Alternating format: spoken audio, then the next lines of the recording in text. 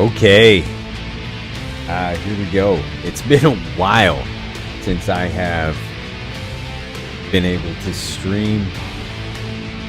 Today we're looking at Mechwarrior 5 Mercenaries. I've played this game for a long time. If you're just getting here, or you're already hanging out waiting for things to get going, I'll probably do this again in a few minutes, but let me know how the sound is, how my voice is compared to the in-game music. This game gets pretty loud, and I may speak more loudly because it's pretty loud in my ears. But this is Mechwarrior 5 Mercenaries. We're doing a custom career start. I may find a better place to put my camera or make it smaller. I've never really streamed this game. Custom career start. This is part of a mod. If anybody's interested in which mods I'm using, just post down in the comments below or ask me in the chat throughout the stream. And I don't even know if there's a way mid-game I can show you the mods, but maybe next time I stream Mechwarrior, I'll start off by showing them. So we're just going to set up some... We're just going to adjust some settings here at the beginning of the game.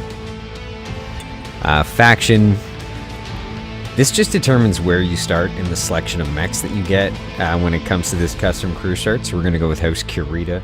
If you couldn't tell by the thumbnail, that's who we're going to rep this playthrough. Now, vanilla starts you in 3015, and that's cool, but I want to give us a bit of time to build up before then. So we're going to start in 30, let's say 05. It'll give us 10 in-game years. Now, that seems like a lot, but we're going to be doing a lot of traveling in that time, I think. You know what? Maybe 10 years is a bit crazy. No, it's good. It's good. It's going to be a really good playthrough. We get to play through the end of the Third Succession War. If you're familiar with the Inner Sphere, then we're going to play through the Fourth Succession War all the way into the Dark Ages. If we go that long, we're playing Ironman, and as a result, we're going to start with a bit of extra cash here. 5 million C-bills. Number of mechs to start with. I'm not going to give us a crazy advantage. So I think we're going to start with 5 mechs, fairly standard, 4 or 5 mechs. Starting mechs, vanilla. We're not going to mess with that too much. And number of pilots, 4. We'll just start with 4. They're all going to be recruit, and their experience is going to be vanilla. So how can we do this? AI level. Maybe the AI level, actually. You know what? We want our basic pilots to be better than recruits. Maybe we want them to be green or at least regular. Let's go with regular because I feel like I'm regular in terms of my capability. I'm playing with a HOTAS today. You can't see it. It's hand on throttle and stick. If you don't know the meaning, it's in the game, in the stream title. But as an aside, which I didn't mention in the description or the stream title, I'm also utilizing pedals. So I'm using pedals to turn. If you've watched, oh gosh, what was it called? I think it was just called Battletech, 1997 maybe, the cartoon, or read any of the Battletech books or listened to them via audiobook, I've kind of set myself up exactly like the cockpit of the mech looks. You've got a throttle on the left, a joystick on the right, and 2 pedals for turning. So that's my setup for this playthrough. Max pilot skill caps. So this is a bit of a gimme early on. Like, you can make it so that the pilots you start with are the best pilots you're gonna get, and that's cool, but maybe that's a little bit too easy for our Ironman play. I am gonna include myself as the commander. Other than that, I think we're good. Now, House Kurita is gonna start us in a bit of an oddball spot, I think, and the missions may be very difficult given that I started vanilla. So we're probably gonna burn through most of this money getting to a place in the galaxy that actually allows us to take missions. Maybe. We'll see. We'll see how this goes. So let's create the mercenary company. Before we do this, let's hit the channel intro, and then we'll get into it.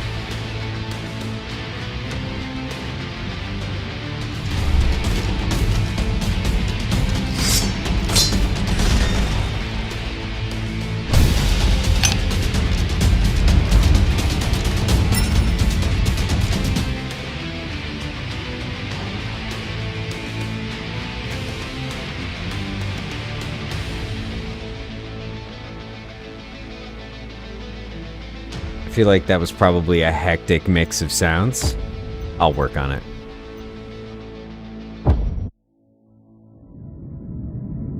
In 2108, humanity began colonizing the stars.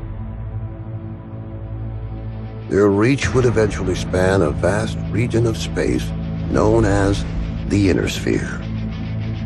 During its golden age, under the governance of the Star League, the Inner Sphere experienced unprecedented peace, prosperity, and technological advancement.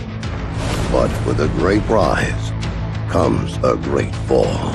Beset by greed and mistrust, humanity splintered. The Star League crumbled. Technological advancement slowed. The great houses, each vying for supremacy, turned on one another, engaging in a series of conflicts known as the Succession Wars. Amidst this chaos, mercenaries became the proxy forces for the great houses. Numerous battlefields sprung up across the Inner Sphere, dominated by hulking war machines known as battle mechs. The year is now 3015, and these steel behemoths have become the Year's tools 3005. of the mercenaries' trade. It's a lucrative time, yet one beset with perils of all kinds. Only the most skilled and brave among them will rise to become legend.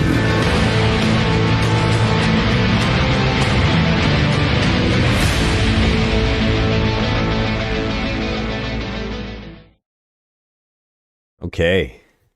So, I've never attempted to stream while using a HOTAS, so you may see me dancing in my chair. And that's because my joystick's way over here and my throttle's way over here. Welcome to Career Mode. Career Mode is an open-ended, mercenary-focused experience. You are free to travel the Inner Sphere as you please, running your mercenary company as you see fit. Conflict zones, industrial hubs, and quests from the Nyx Cavaliers campaign are all accessible in this mode, but have been tuned to better reflect your chosen starting location. Additional career mode content also awaits you, such as new conflict zones, biomes, mechs, weapons and equipment, and unique quests. Good luck, Commander.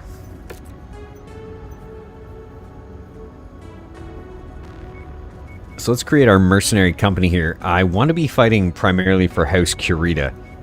Now, House Kurita's symbol is a dragon. Maybe we'll be like a baby dragon. The baby dragons. No, I like that. I like the serpent, though. So why don't we...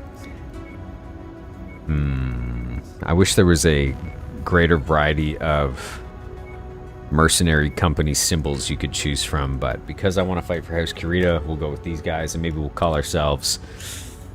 This is rough. Making names is the hardest part of any game, whether that's a mercenary company or you know, a character for an RPG or an MMO. Honestly, I can't even tell you how many hours of my life I've dedicated to deliberating over names and appearances of characters. Why don't we just call ourselves Sons of the Serpent?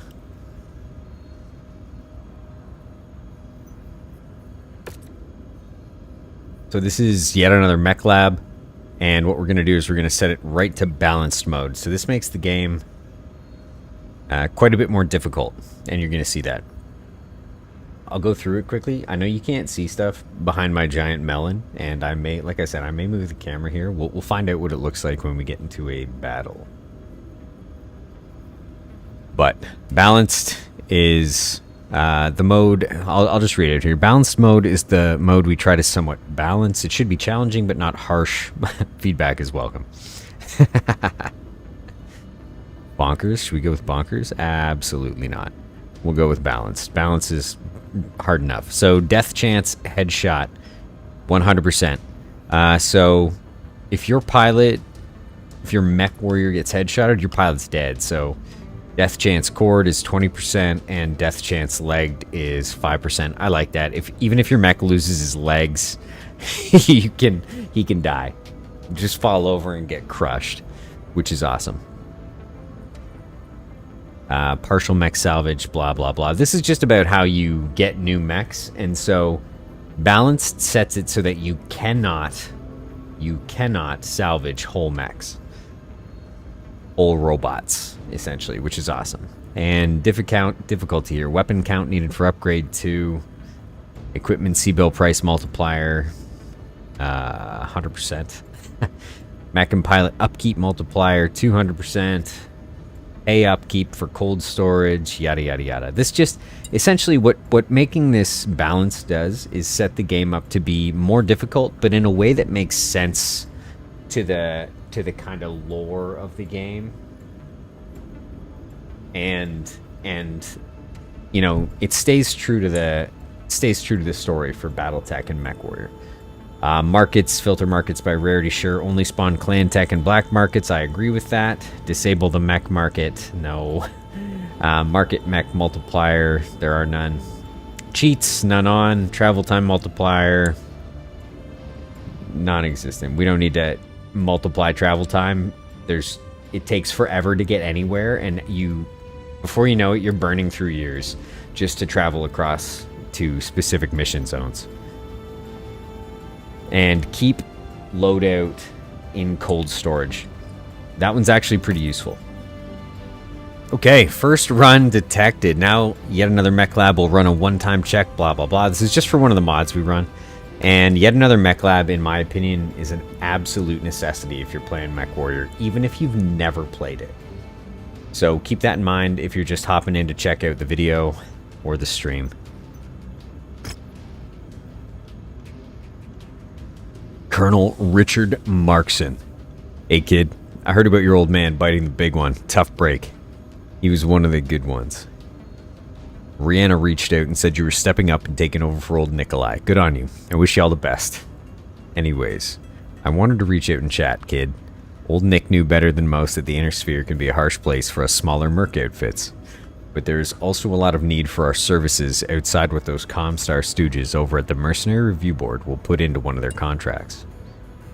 Not everyone can afford to charter a certified MRB-backed contract, and not every merc outfit is flashing around regiments worth of battle mechs like they're the next Wolf's Dragoons. There's a lot of need out there on all sides, but if you're savvy enough to know where to look, you can find additional work if you want to take it on. Thing is, these places don't just let anyone in. You need to have some rep for yourself built up to show that you can get the job done. And with you and Rihanna starting over, any rep that Nick's Cavaliers might have had is now gone. I can help you get yourself back into that loop, but you'll need to prove to the powers that be that your new outfit still has what it takes to get the job done, even with old Nick no longer around. If you can prove that you still have what it takes without your old man around, I'll be sure to open those doors back up for you. It's the least I can do for old Nick. I'll be rooting for you, kid. Best of luck. So our first mission, I'm going to use the word quest a lot. I realize it's a Mechwarrior game and not a fantasy game. Hard habit to drop. Our first mission here is to reach mercenary reputation level 4. So let's see what we started with. I started with some random battle mechs here. House Kurita. We have a Panther, we have a Javelin, a Locust, a Jenner, and another Locust. And we started with absolutely nothing cool. Occasionally you get very lucky and start with a Star League Mechwarrior, a Star League Relic, which is like a very upgraded version of the base mechs. See where we are in the star map. This is going to be the rough part. Okay, so we're in Idlewind. Now, the difficulty for missions up here is actually decent. And I'm going to keep most of my... We're fighting for House Kurita, this playthrough. That's the red space. If you've never played this game, the map is gigantic. Every little glowy light here is a potential spot for missions. However, primarily you're going to find them in these conflict zones, which are delineated. I'm 90% sure that they change over time. I know, for instance, that this Davian faction, which is the orange guys down here, and I believe the blue guys here, Steiner, I think they merge at some point throughout the timeline. So we're going to spend a lot of time beating on them if possible. However, we're going to get a sense for our loadout here, see what we got, and then go take on some of our first missions. We should also pick a color. So I like I said, we're working for House Kurita right now. We'll take their colors on. House Kurita's Christmas colors, apparently.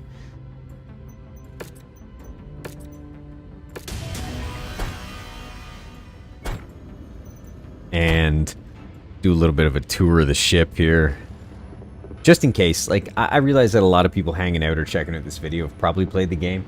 I haven't streamed it. I think I've maybe streamed it once or twice before. So people who hang out in my channel maybe haven't seen it. They're probably used to Kenshi and they're thinking, is this Kenshi in space? Please be Kenshi in space. But you can interact with this stuff as opposed to hitting the tab button and going through the tabs at the top. If you like that immersion, you know, enter the marketplace, walk up to your command table, you know, engage with the console, which brings you right out here, head into your captain's quarters and chill. Look at the lowest part of the budget in this game, which was your wardrobe. I think these are assets from a Super Nintendo game in 1994. Was Super Nintendo out in 1994? I'm conflating memories. For some reason, you sleep with the schematic of your dropship in your tiny prison cell. And this clock, funny enough, matches the computer clock time.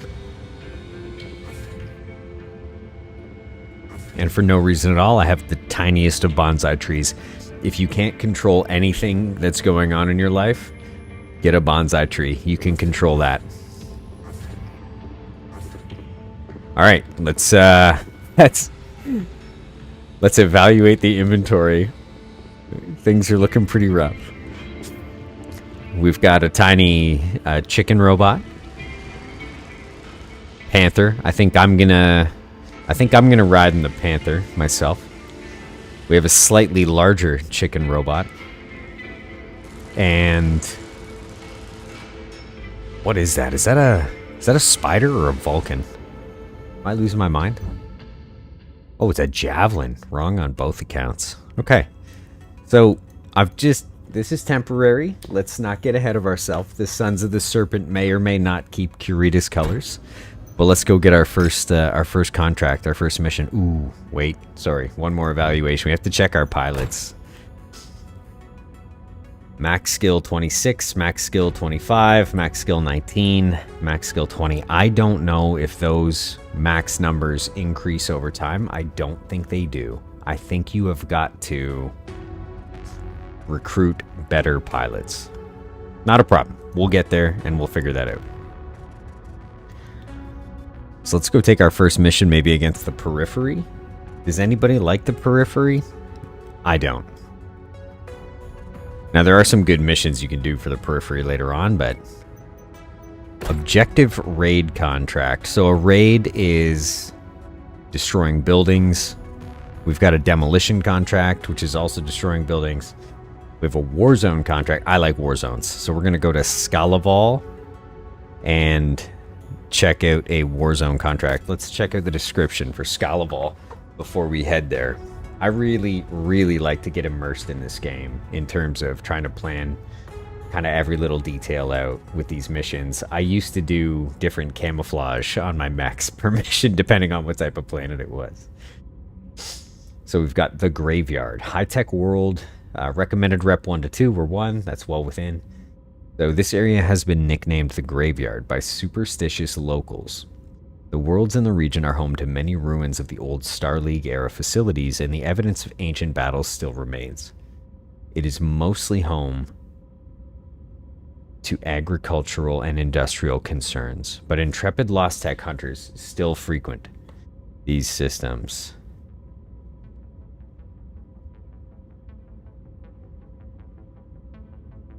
Okay. Cool. Intrepid Lost Tech hunters. I don't think we're going to find anything super exciting here. I don't know that those descriptions lead us to any good gear. But we'll see. Another thing we're going to see about is how this camera of mine, this brand new Razer, what are you called? I'll figure it out later. It's like a Razer Kaio, maybe? Deals with low light. And if it doesn't deal with low light, well, I'll have to put a light right in my eyes, which I was hoping to avoid. But we are getting pretty late into the evening here in the snowy north. And it's about to get dark. Okay. Our first contract. We're going to do a war zone against the periphery realms. We have 35 relations with House Kurita because we started with them.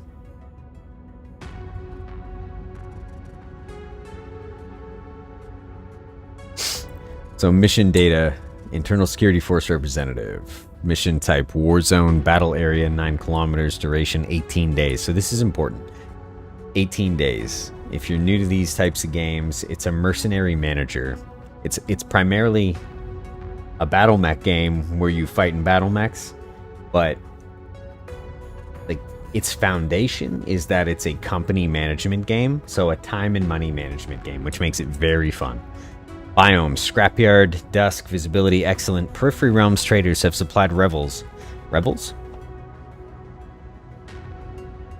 on Scalaval 7 with military hardware to help with their armed uprising against the legally appointed local government. One of our recon units has found where they are. Get there, support the recon team, and stop them before they can cause more mayhem and chaos. Confirm. So this is kind of where you negotiate for extra anything. Airstrikes, damage coverage, salvage, payout. Initially, I feel you always want to go for payout, unless you think you're going to take a ton of damage, in which case, damage coverage, right? I mean, always payout. Later on, we're going to move into salvage shares to start building up our group, but we're going to start with C-bill payout, because cash is king. But I'm going to show you something here. So, under total potential payout, if I click, so we've got 1 point into C-bill payout, now we've got no points. So we go from 249 to 499. That's a big jump. That's a 250k jump. We go up again. It's another 250k jump. However, damage coverage, that's a 400k jump. So that damage coverage, they're going to tack that money onto what I get paid based on how much damage my team takes or I take. I'm playing with a HOTAS, like I said, so I've got a throttle on my left, a joystick on my right, and I've got pedals under my feet. You're going to see me moving around and dancing and stuff. It's going to be hilarious. And I like to duck into my seat when I try to avoid shots. So I expect 100% judgment in the chat and in the comments when you get a chance if I do that. But I think we're going to go with damage coverage and C-bills because I intend to get hit a lot because I'm just not that great. And this is where we set up our team. Now, I have 2 locusts. This one has 2 machine guns and 2 M lasers. I don't know what the other one has. 2 machine guns and 1 M laser. I'm going to have to look at why that is. Default setups are awful. So, don't copy default setups. Once you get into the game a little bit further, work on it. Justin Martino, hey man, welcome to the stream. I've tried to set up a HOTAS, but good lord, the HOTAS mapping in this game. I can help you with that. I found one online that's amazing. Okay, hold on. Hang tight. Let's pause. Let's pause for a sec. I just need some performance enhancement. I will be right back.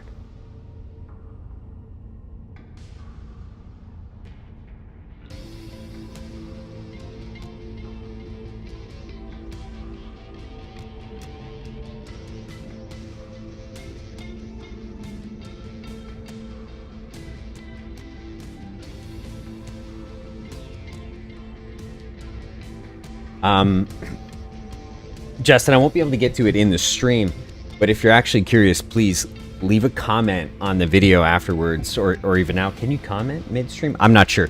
Leave a comment and remind me, and I can either message you personally with a link, or I'll put it in my community tab, because I struggled a lot with mapping the HOTAS, but I finally got it, and I honestly refuse to play Mechwarrior any other way. It's fantastic. It's intuitive. Using the pedals especially makes a huge difference. And depending on which HOTAS system you have, I use the poor man's Thrustmaster setup.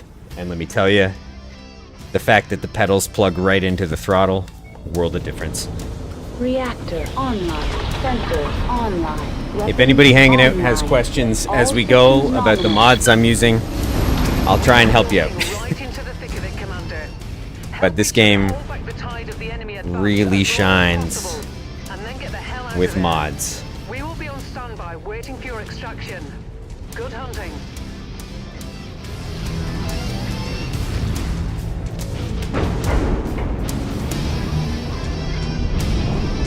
So if anybody's played this game a lot and they're hanging out and they think I'm awful, I implore you to try and get good with a HOTAS.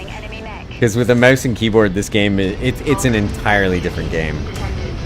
You can basically be, you know, an elite Titanfall 2 pilot, no matter what size of robot you're in, if you've got a mouse and keyboard. Now, this is a war zone, so normally in a defense, if you're defending a base or something, like it's telling me to help my allies under siege. Enemy target acquired. Target engaged. What weapons do we have here? We have an L laser, we have an SRM, oh, and I can punch.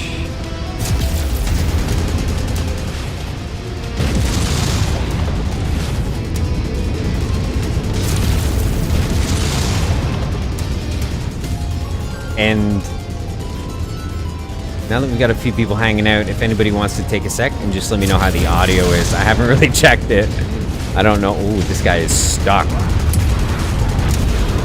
Critical hit. Energetic critical hit. Center. Torso. Shutting down.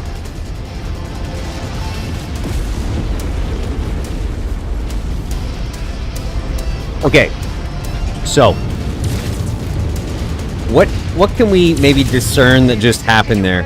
I was in that fight for 0.6 seconds, and something or somebody hit my cockpit and actually just blew up my Panther. We're down one mech in 0.6 seconds.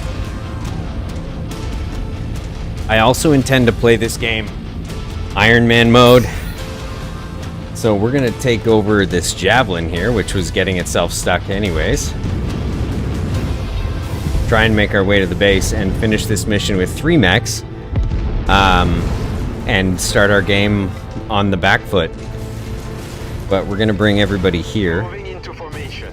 Now that we have destroyed our 2 assailants.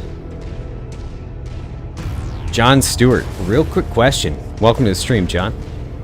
I'm first time making it through the story and gameplay in general, but I have to ask so I don't waste time. But is it possible to have a perfect rep with all organizations? Okay, kind of. So, Enemy target acquired. not all organizations, unless you find a way to only target pirates. That sound seems great, though the game washes you a little. Let me adjust that. Let me adjust that. I appreciate the sound check there, John. So the as for faction relations, you can maintain positive relations with just about everybody if you choose to only target the periphery. And generally the way to do that is to start where I've started here in House Kurita, which is the, you know, the red guys. And only take periphery contracts for Kurita. Essentially, you play the outskirts of the map, and you can have really great relations with every faction. It's a hassle, and it's expensive, especially if you're playing with yet another mech lab. Is this guy just a little laser bow? Ooh, he also has a fist, though. Okay, but last time I tried to punch somebody, I got just absolutely decimated in a Panther, of all things. which is usually a PPC boat. Enemy reinforcements are spotted in the area. They look like they're heading your way. And this thing has just absolutely terrible cooldowns. That's okay though.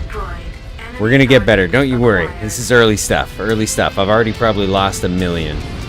House Davian's awesome to play for. I feel like if you're playing career like I am, I feel like if you're playing career like I am, if you pick Davian, you're really gonna limit yourself. Another thing that happens, and spoiler alert, so hang on to your hats, but Davian and Steiner, if you're a fan of the fiction, actually merge at one point. So any relation you have with those gets absolutely trashed. So we're playing career mode, just so everybody's aware right now, with all the DLC and several mods, primarily all of the YAML, yet another Mech Lab mods.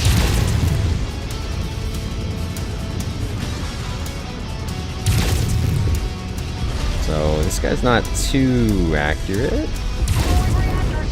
There we go.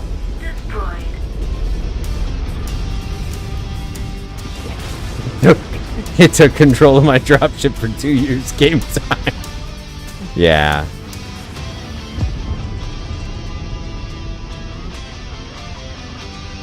But yeah, honestly, so just to reiterate, especially if anybody didn't catch the beginning of that question, the question was, can you be friendly or positive rep with all factions?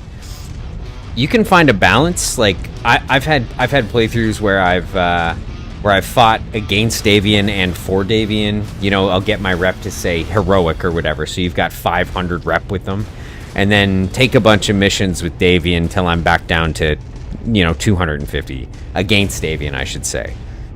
That's always an option. Things like that get your rep up really, really high. Following your footsteps, Commander. Enemy target acquired. So if anybody wonders why I keep looking down, it's because I'm still not 100% confident with those HOTAS bindings I was talking about.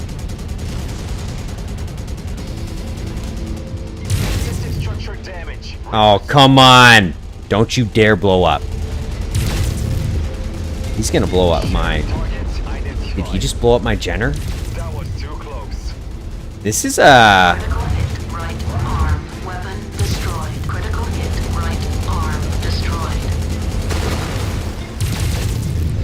This may be the worst Ironman start we're gonna have. If we have to restart this, I'll be super sad.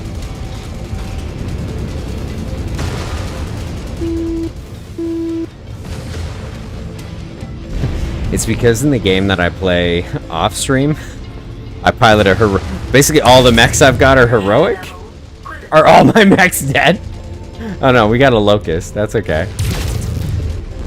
Come on. Thank you. Target is mine now. I think this is good. A little bit of adversity early game builds character. Gotta take out this guy's dome. Stop hurting my teammate. Oh, come on! Oh, I missed. I missed. We're in trouble. I've taken way more damage than I bargained for in this fight. And I'm pretty sure that my commander is either dead or injured forever.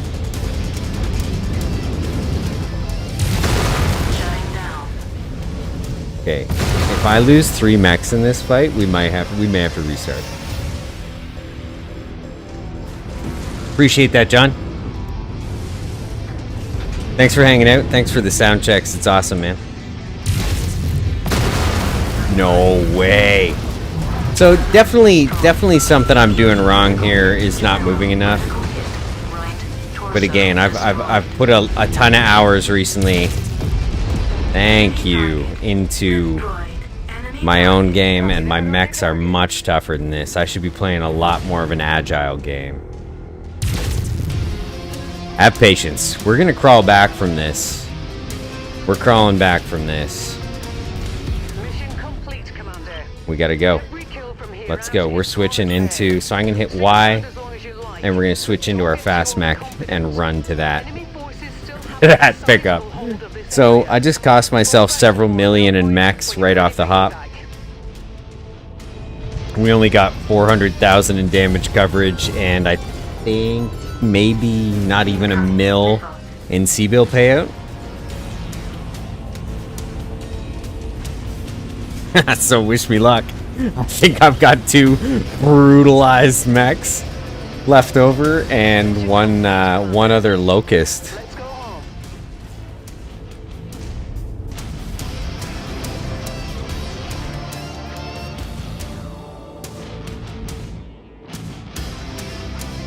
Okay. So that could have gone better. But hey, we're green. We're green. All the pilots are green. Everybody's green.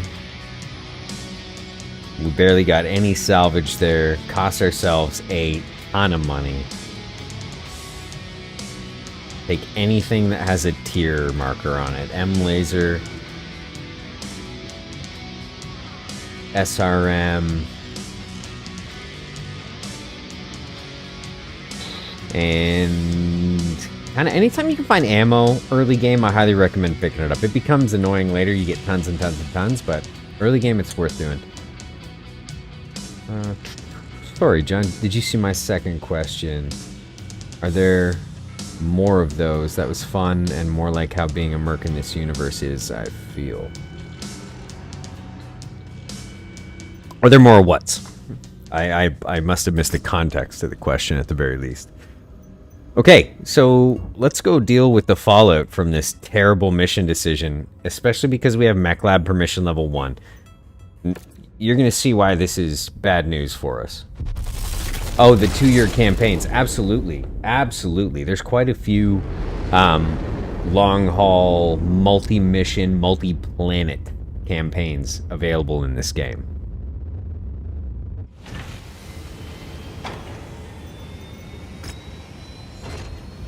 Okay, we have 5.1 million C-bills. This game... So if this is going to be a tough decision. We're gonna cold store these guys because he got cored. I thought the cockpit was blown out, but he got cored, and he also got cored. So they are scrap. So if you click on these, if I bring it back into the mech bay, because we've got yet another mech lab set on balance, you're gonna see center torso destroyed. Repair is not possible. Fahad says, good job, boss. Less work for me. Sell or salvage that mech. Because we don't have a lot of salvage. Let's see how much we can get for this. If I scrap this, I'll get 4 partial mech parts for a Panther. I'm going to scrap this. This Jenner's a tougher decision. If I scrap this, I only get 2. If I sell this, I get 690,000. We're going to sell this. We're slapping a locust up there. Our javelin lost a bunch of pieces. Now here's the problem. I don't know if I can alter this guy's loadout. So if I repair him, we're up to negative 600k. That's fine. We kind of budgeted for that. And everything gets replaced, which I don't hate. But how can we change this javelin? What's a PPC weigh? 7 tons. So he's not getting a PPC. He's got jump jets. We could do 1, 2, 3, 4, 5, 6. I could ditch all 6 jump jets to get 3 tons. 4 ton, 5 ton, 6. I could put 1 PPC on this javelin and make him utterly useless. We're going to keep him stock for now. For 600k. Start this work. It's going to take 47 days. So if you got here earlier when I was talking about how time works in this game, it's important to look at how long each mission takes. And we're going to repair this little guy for 33k. So we have 3 mechs. They're all terrible, but they're not terrible for everything. And now we're going to kind of struggle our way back. Let's check the mech market. Man, just tackle the world with a lance of locusts. Okay, let's see what our options are before we panic. Raid, demolition, scorched earth. Scorched earth. Assassin, Warzone. Battlefield, Scorched Earth, Warzone. Objective. So what I'm looking for is like an infiltration mission. I think I'm going to start working my way towards the Steiner border and heading south.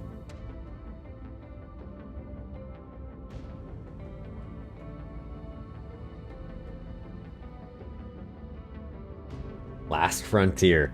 First frontier. I really like that some of these planets are named after places that you may see in real life. Oslo, for instance. They might all be, really. I mean, Bergen. I've been to a few of these places. So let's go to Last Frontier. It's going to cost us 36 days and 150,000. But we need to start making our way towards another. Now, because I haven't explored anything, I can't see the other hubs. So we're going to start making our way kind of galactic south here. I'm going to see which missions are available in this conflict zone. Hopefully we can find ourselves a few infiltrations on the way south and recover from our savage several million C-bill loss.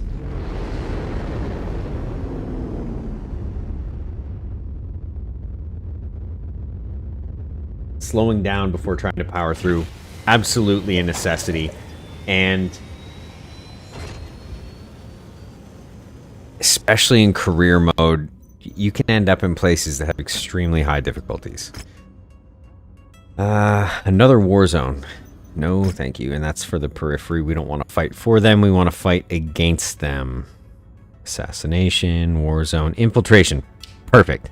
Now, I don't want to make enemies necessarily of the independents. However, we need money. I'll repair my rep with them a little later on, but we're going to take this infiltration because infiltrations are the easiest. And if you don't know how to cheese an infiltration, you're about to learn.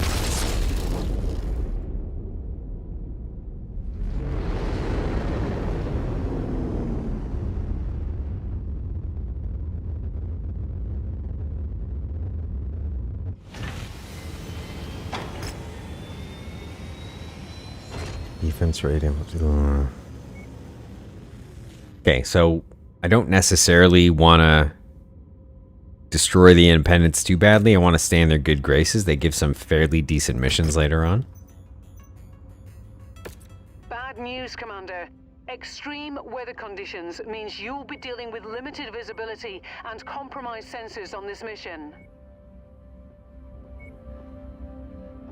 I think we're going to take a locust for this.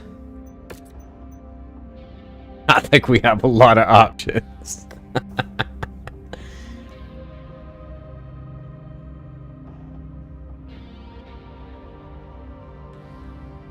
Oh, you absolutely can't make enough salvage off light mechs for salvage to make any sense early game. Early game is all about C-bills and damage coverage depending on the mission type. Enemy territory on behalf of our client. They will provide more information on our objectives when we reach their monitoring station. So advance to the marked nav point. We'll learn more once we reach our destination. Stay away from enemy units to remain undetected. Light mechs are much harder to detect. Command your lance to hold fire as any attack will immediately raise an alarm. See if we can't break the legs off this thing. Oh, that was way further of a drop. It didn't even hurt his legs. Victory. Victory. If you jet too high in the air, you can break the legs right off a mech. I've marked the location of some valuable supplies that our employer would like liberated. Our client would like us to scout the Op-4's battle mech forces while we're in the field. Attempt to sensor lock each mech you come across without alerting them to your position. My wife is home in our truck in the middle of a blizzard. I don't know where everybody hanging out lives, but if you're in the chat, maybe shout it out because where I am, it is a whiteout blizzard. Alright, let's go get this done. So, infiltration missions. What I was saying earlier. If you're going to cheese an infiltration mission, this is how to do it. You find the nearest box, you open it, then you leave. The rewards for the other tasks in your infiltration mission are going to be terrible. And the benefit... Oh, come on. Stop. The hardest thing with a throttle is to actually stop. But the rewards for doing the other stuff, like targeting enemy mechs, rescuing people, powering up stolen mechs, etc., it's not worth it. It's about the same as finding salvage on a map. If they made the rewards for identifying mechs, you know, in the hundreds of thousands of C-bills, it would be great. But so if you look at this here, escort units to safety, rescue units, acquire enemy assets, that may be another 30,000, 60,000, 40,000, 30,000, but it's not going to be worth the damage or your time. So if you can just snap up your infiltration mission, make a cool near mill, and then get out of there, that is going to be kind of your best bet, especially if you're in my situation where I just lost 4 to 5 million C-bills worth of mechs in my very first mission.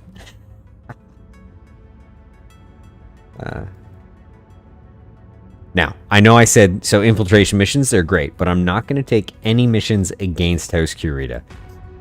At least until we get a much higher rep with Kurita.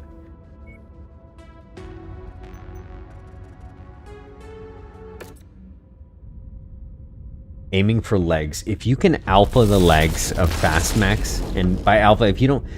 When you're setting up weapon groups for your mechs, my recommendation is to almost always set up an alpha button. On your HOTAS, it's easy. You have tons of buttons on your joystick. Just set up one button that you can push that fires every single one of your weapons. Because if you come up to a fast mech, just look at his kneecap and push that button. He will slow down enough that you can get your mitts on him, in most cases. Which contracts are available here? Beachheads. Beachheads, highly recommended. Great payouts, way later. You need fast mechs and a good lance. 2 mission operation. Infiltration, beachhead, nope. Defense demolition raid, nope. Star map. So again, I'm just trying to cherry pick these missions as we head kind of galactic south. And we're not going to be fighting against House Kurita at all if we can help it. I really like the description for Herndon here. The worlds in this cluster are rich in not only scrap materials, but also cheap labor. As such, they have become a hotbed for mercenary companies looking to make repairs and mech refits on the cheap.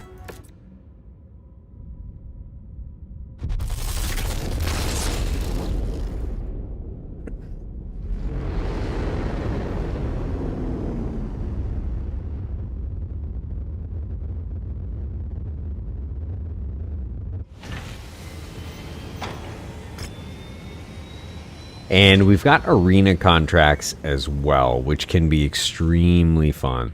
Although the AI is kind of busted in any free-for-all situation there. Like they don't move. You'll find a lot of issues where the AI just sits still. Okay, so these are getting up there in difficulty and tonnage, but again, if we can find some infiltrations, we can make some easy money early on.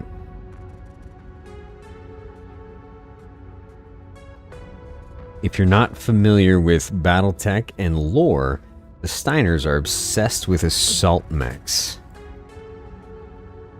If I'm not.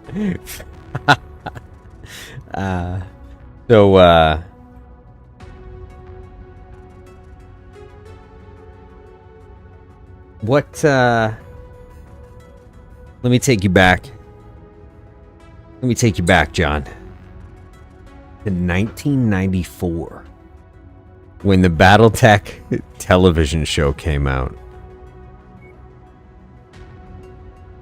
If you haven't seen it, the battletech television show begins directly at the very beginning of Mechwarrior clans. And the main character is a Steiner commander. And I actually think that his mech is an Axeman, not a Hatchet Man, because in 1994 it was called an Axeman.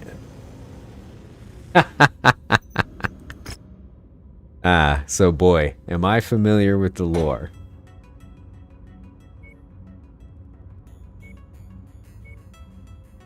Okay, we're going to do another extremely high difficulty, high payout infiltration. And because we've got some clout now with House Kurita, I can get maybe 2 more of these C-bill payouts. Extreme weather warning is in effect, Commander. You'll have limited visibility out there and have to contend with thankfully, functions. We have an undamaged Locust to take onto the field. Not that our... you know what? No, let's take the broken one. It's not exactly broken. It's just... you know, that jump maybe did its legs in. It's got sore knees.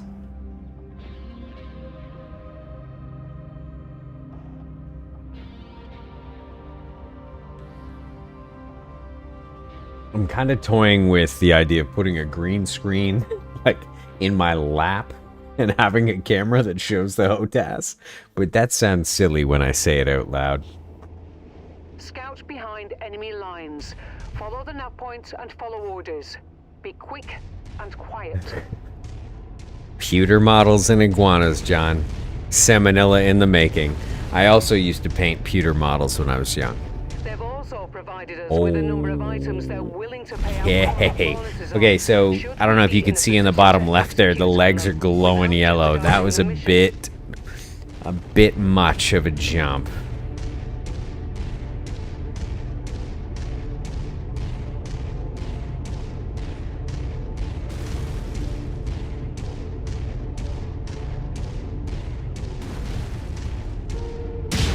So look, I know these infiltrations are the epitome of boring, guys, but we need to rebuild the Lance somehow. We need to get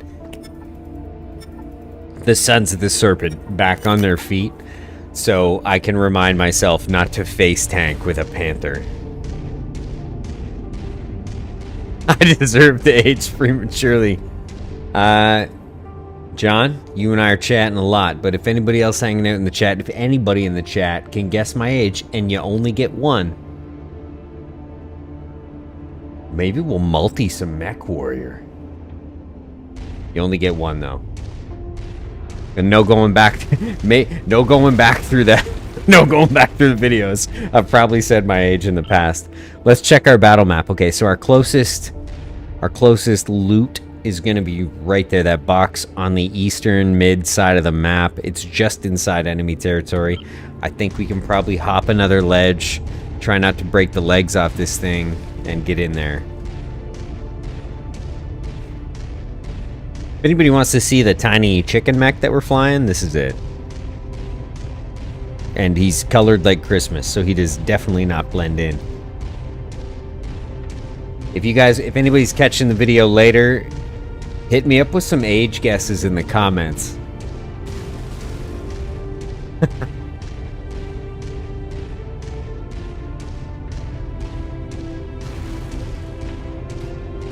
This is always a fun game. I can't tell anybody's age.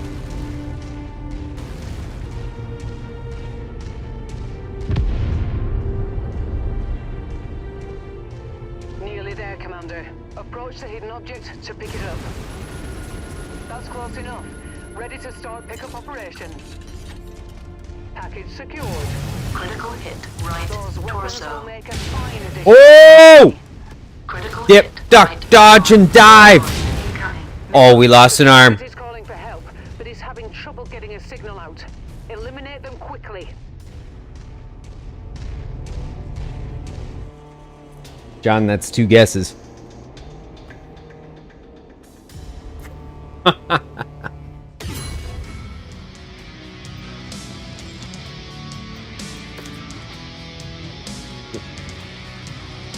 So anybody watching may notice that I sit up after each mission. It's because I'm no longer like leaned back in Mechwarrior mode.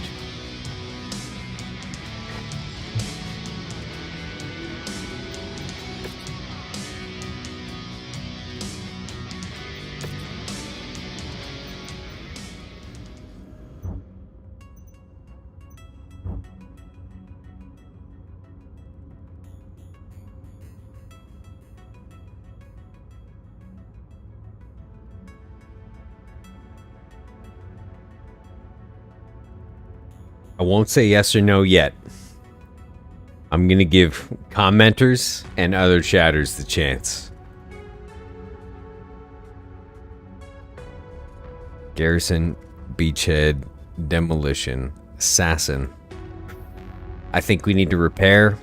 I think we need to sell and repair. So we're going to go to Chatham. So this is what's hilarious to me. There's a place not far from where I live called Chatham. And there's a place not very far from where I live called Port Arthur.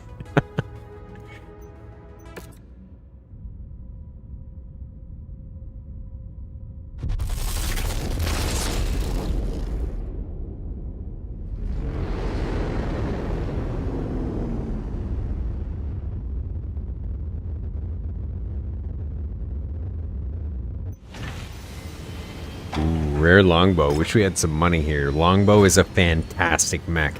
If nobody's used this guy, highly recommended. And any time in your career or campaign playthrough, especially if you're using yet another mech lab, the mod I've got here, if you can find mechs with double heat sinks, XL engines, anything, grab them. Case especially. This stuff is super useful.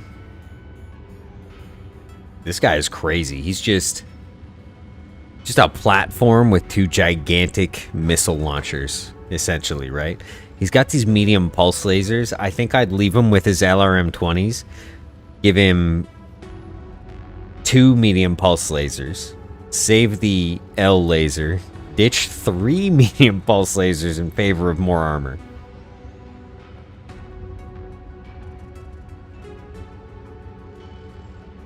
You can't tell from my accent that I'm from Texas? So this is a House Kurita.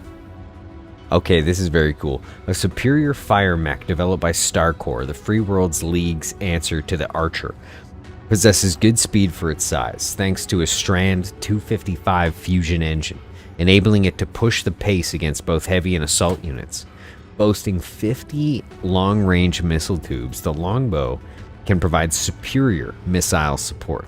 That is offset by a small laser backup and a lack of armor. Case that renders it vulnerable during close combat encounters, especially against ammo blasts. So I like this here. So we have only 2 missiles out of a potential 4. I think what I would do with this mech is find a way to slap at least 1 more LRM-20 onto it, if not 2 LRM-10s, and maybe an AMS, which is an anti-missile system or an anti-whatever. PPC, not PPCs. What do they call that on ships? Picket defense. You know what I'm trying to say here. Things that shoot down missiles. Like the Sea Whiz on naval ships. This mech is sweet. If I had 35 million sea bills right now, whew.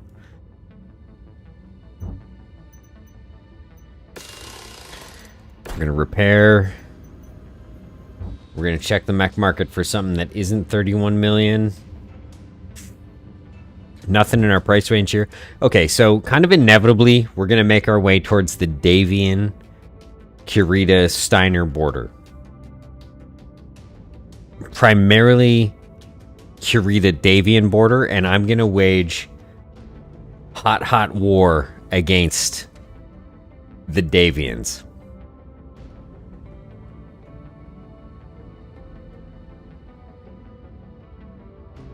if we can find reasonable contracts. So, perfect. 200-ton infiltration contract against the Davians. This stuff bugs me. You know? Why do we have to... Why is the jump ship route gotta cost me 350k? So, let's just do some quick math here. We'll figure it out as we go, but 72 days, 350k. So we had to pay our bills, so there's 200k. Plus 350, so it's 550k to get here to do a mission, right? So, when I was talking at the beginning to people who haven't played Mechwarrior, this is the kind of stuff. Just don't mind me squinting my eyes and being blinded by a light so you guys can see my face. But this is the kind of stuff that I'm talking about. This game at its heart is a money management game. Money and time management game. Mike, glad to see you streaming again, man. Thanks, Mike. I've been very busy. This beautiful creature you see walking around behind me, we're having a baby soon. We've been very busy with renovations and a new house and a lot of stuff. I'm happy to have the time to stream today. Thanks for bringing that up, man. It's good to see you. Okay, so Oshika infiltration contract. We're gonna knock this out. Forest winter noon restricted. House Kurita believes House Davian forces on Oshika are gearing up for an attack. Scout behind enemy lines and investigate this intel. Follow the nav points into House Davian territory and await orders. Sea Rams.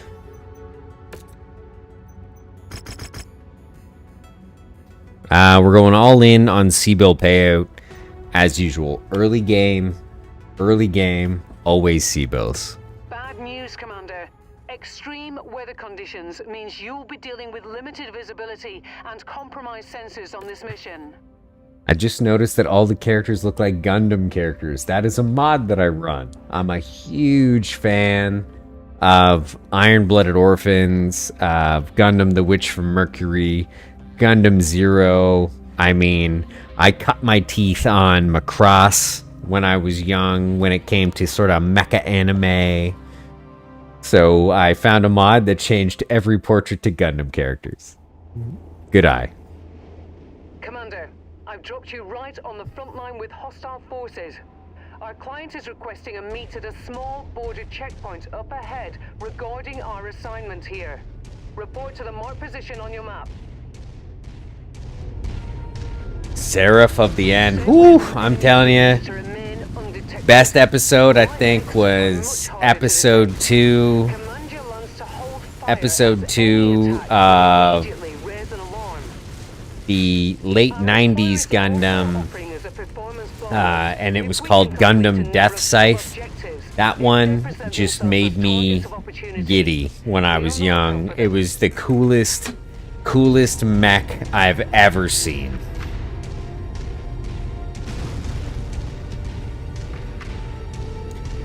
I shouldn't say that, actually. Visions of Escaflowne was the coolest mech that I've ever seen.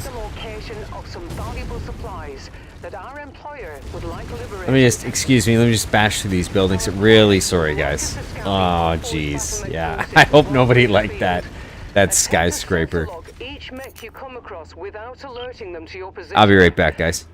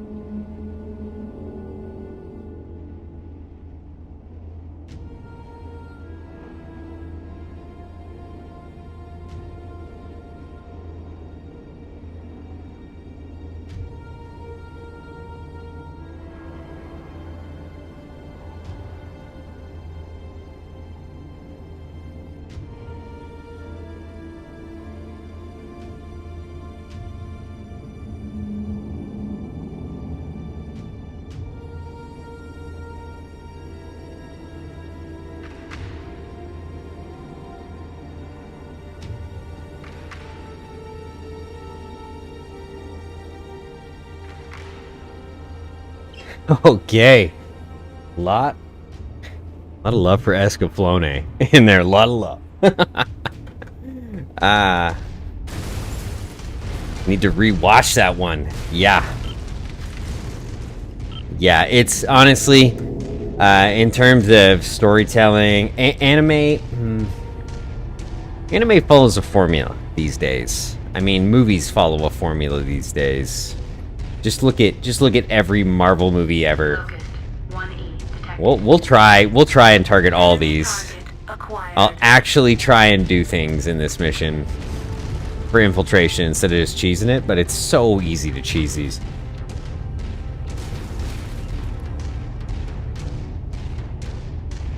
If you find the acquisition, just JK. I'm not trying anything. We're out of here. We're here for money.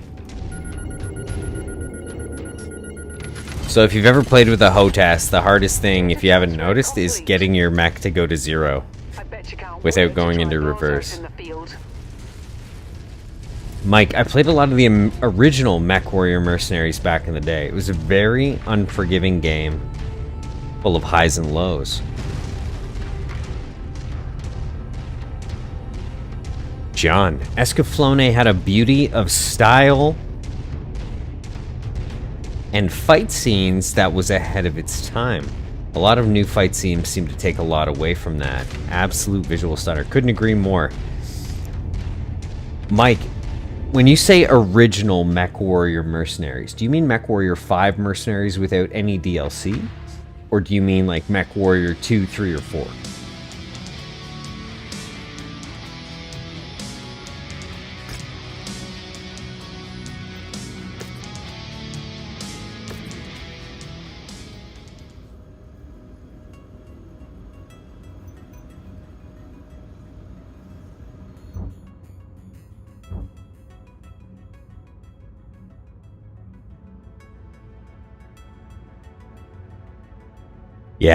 Yeah. Oh, man. Well.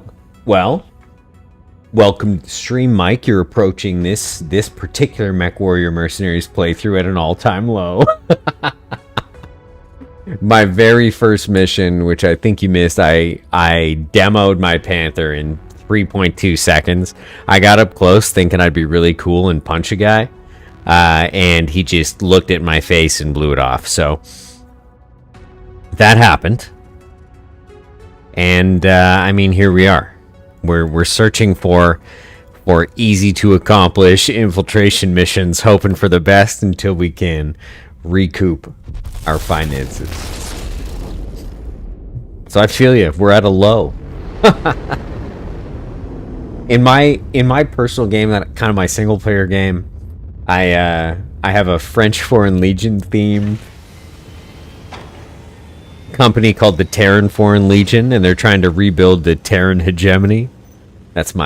I like a story. I like a kind of a backstory, a theme for every playthrough that I do. And I play almost every single game in an Ironman fashion. So if I lose this whole lance of mechs, we're going to start clean. We're not going to load a save. You know what I mean? That kind of thing. So, and because I do that, I lost a lot of high-tier mechs early on, like I did in this game.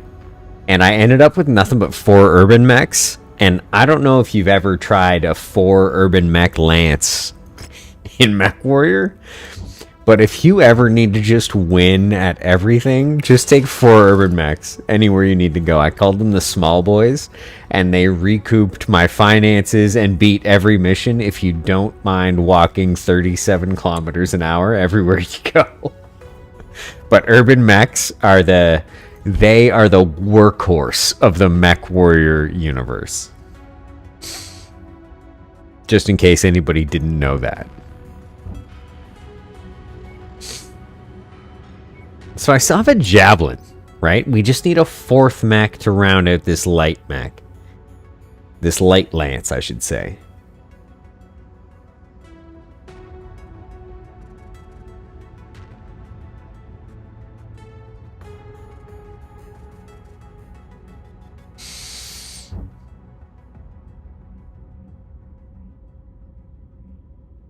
Oh, there's a hero mech there. Of course there is. A trebuchet. I bet you it's $30 gazillion, which I can't afford.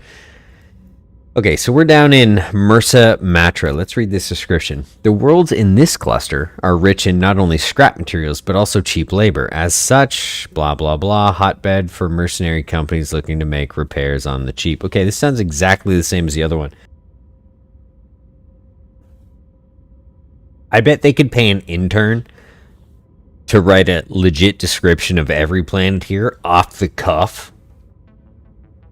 Like $15 an hour, and they would end up with some grade A lore.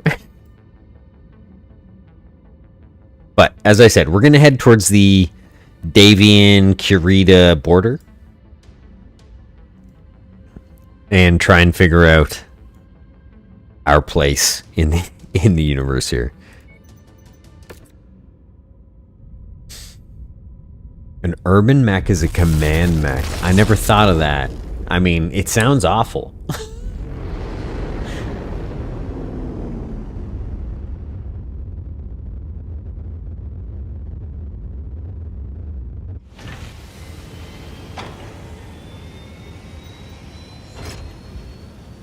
Okay, what do we have? Infiltration. So, upside and downside to this, okay? So what I'm doing right now, I'm about to do this infiltration. We're going to try it. I might lose a locust depending on how it randomly generates, okay? We may fail the mission, get nothing out of it. That's fine. But, so this infiltration mission is difficulty 71. And generally speaking, requires 340 tons. So, I'm going to do this, and the problem is if I win, it's a rep 8 to 10. So if I actually succeed with this, it's going to increase my reputation quite a bit. Now I'm rep 2. So if I want to go take a lance to do a battlefield or a war zone that's at rep 2 or 3, what's going to happen is I'm going to be given progressively lower and lower rewards. Like, you know, if you're rep 9 and you wipe your lance, you can't go back to difficulty, 9 missions and expect to get full payout. You're going to have a maximal amount of payout despite your reputation. So there's pros and cons to doing this, but these infiltrations, in my opinion, if you've got the DLCs for it, are the best way to recoup losses, like the ones that I've taken this early in the game. This was not my plan. I planned to steamroll this playthrough. So here we are playing catch up. Okay, so House Kurita representative. Extreme weather conditions drastically reduce enemy sensor range and increase the chance you'll remain undetected. Great. Use light mechs, no kidding. Find and target enemy mechs, not interested. Investigate reports of abandoned units, also not interested. Steal supplies, sure, I'll get at least one. House Kurita believes House Davian forces on Koping Chian 4 are gearing up for an attack. Scout behind enemy lines and investigate this intel. Follow the nav points into House Davian territory and await orders. Money, money, money, money. Yeah, we'll go for 2.2 mil. Hope for the best. Extreme weather warning is in effect, Commander. The bravest locust. You know what I should do at the next? I should take this mech at the next kind of industrial hub we go to, strip his weapons and max his armor. Just give him jump jets, max his armor, make him the most survivable infiltration mech. Yeah, that's it. We're doing it. We're gonna call him the infiltrator, and I'm gonna make him the most survivable mech, the most survivable locust that the Inner Sphere has ever seen.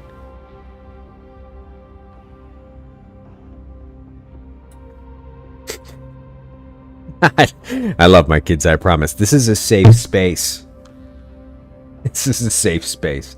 You're safe here. This is a judgment-free zone. That's going to be the title of my next stream, Judgment-Free Zone. Scout behind enemy lines. Follow the nav points and follow orders. Be quick and quiet. Oh, wow. Oh, hold up. I was going to show everybody something. I mentioned it at the beginning of the stream. So if I hold control here and look around, this is my exact HOTAS setup. So if you look at his left hand, if you can see it past my giant melon, it's on a thruster or a throttle. I've got that exact throttle. And then if we go to the right, we've got a joystick. I've got that exact joystick, and under this control panel, he's got his feet on pedals. If he pushes the right one, he turns left. If he pushes the left one, he turns right. I have this exact setup. Again, if anybody's hanging out and is having trouble with HOTAS mapping, hit me up in the comments. And I will help you also learn how to crash into jungle rocks.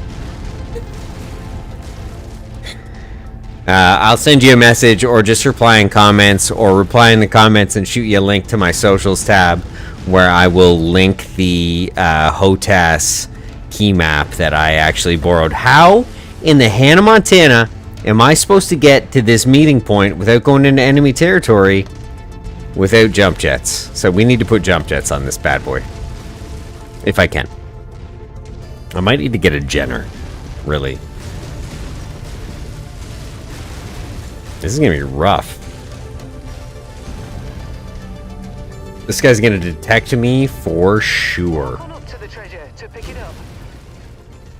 If he dies, he dies. No, I don't want it. I'm not interested. Wait a sec. Oh no, no, detection warning. Hunchback, 4H detected.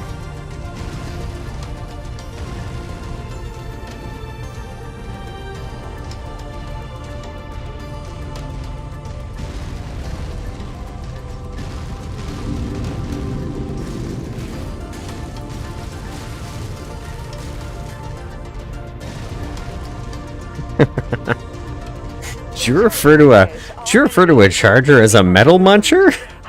I'm not sure I feel about that. A little bit more performance enhancement, guys. I'll be right back. We have a window to take it out before the enemy can respond.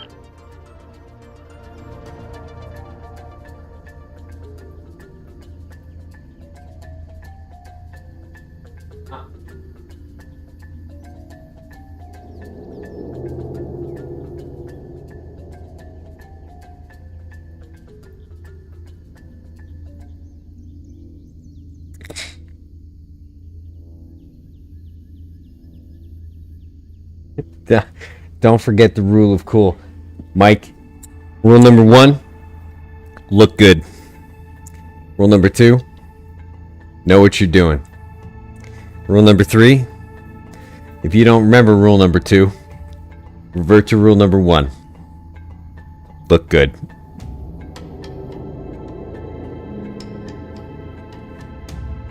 The rule of cool is always the only rule when it comes to gaming. And would you look at that? Our very first box is milliseconds away, but I bet you the extract is not. Okay. I'm standing on a tank and he can't see me. Oh, I knew it. We're done for. There's no way I get out of here. I'm dead. I'm super dead. The target is calling for help, but is having trouble getting a signal out. Eliminate them quickly. Nope. I'm not eliminating anybody.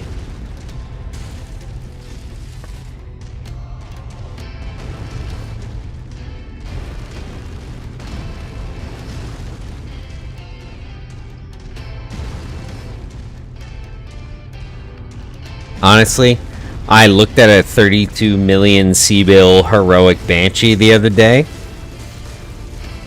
That looks like a great mech. We've completed our scans on the target's local battletech forces. The client will be pleased. One of my favorite mechs is a heroic dragon.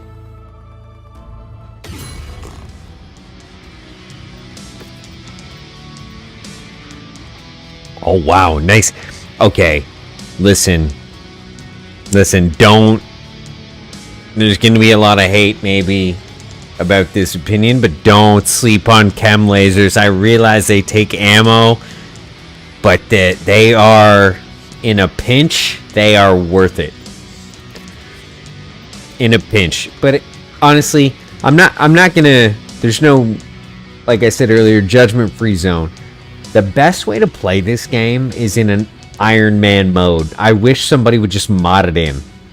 Just make it so I can't load any more than one single save. So no matter what, and it saves, auto saves after every single, mission, system entry, etc. So if you make a bad decision, you have to eat it. You have to soak it,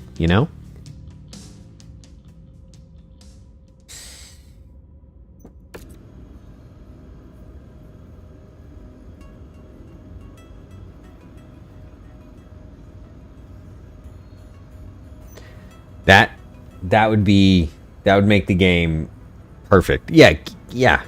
Give us the option.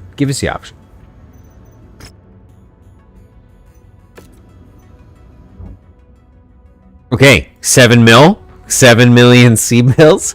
Still not enough to do anything meaningful in this game.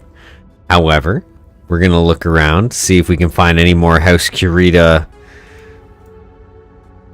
goodness. We've kind of stepped on Davian's toes, but not so much that I think it's an issue yet. I think I could make off with some good... Let's check our mechs here for a sec. Let's reevaluate. What's the speed on our javelin? He's all M lasers, though. This is an issue. He's all M lasers. If he had more ballistics, I would love to use him for a raid.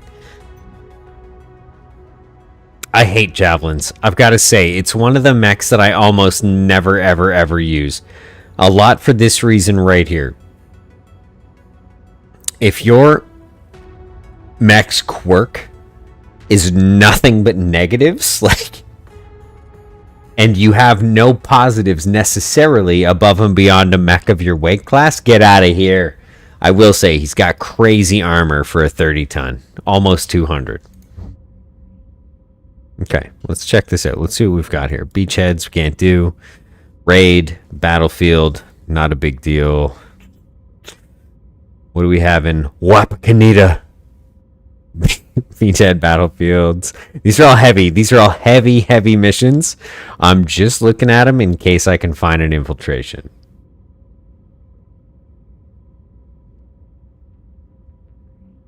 Quirks, is that a mod? Yes? Maybe. No? Let me check. You can't see this, but I'm exploring right now. If I go into workshop and I go into subscribed items and blah, blah, blah. Subscribe. So primarily all of the things that have quirks. Have you heard of yet another mech lab? Yet another clan mech, yet another weapon clan, yet another YAML, yet another mech lab. It's a mod. And it is the I mentioned at the very beginning of the stream maybe, but yet another mech lab. I would not play Mechwarrior 5 without it. Having said that, I also have all of the DLC.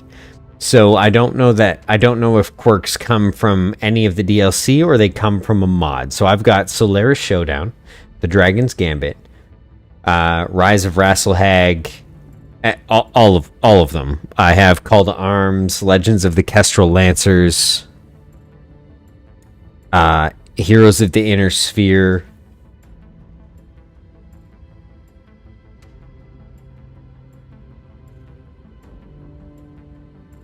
Again, mention if you have any of these questions, because we're kind of midstream, I can't really answer them.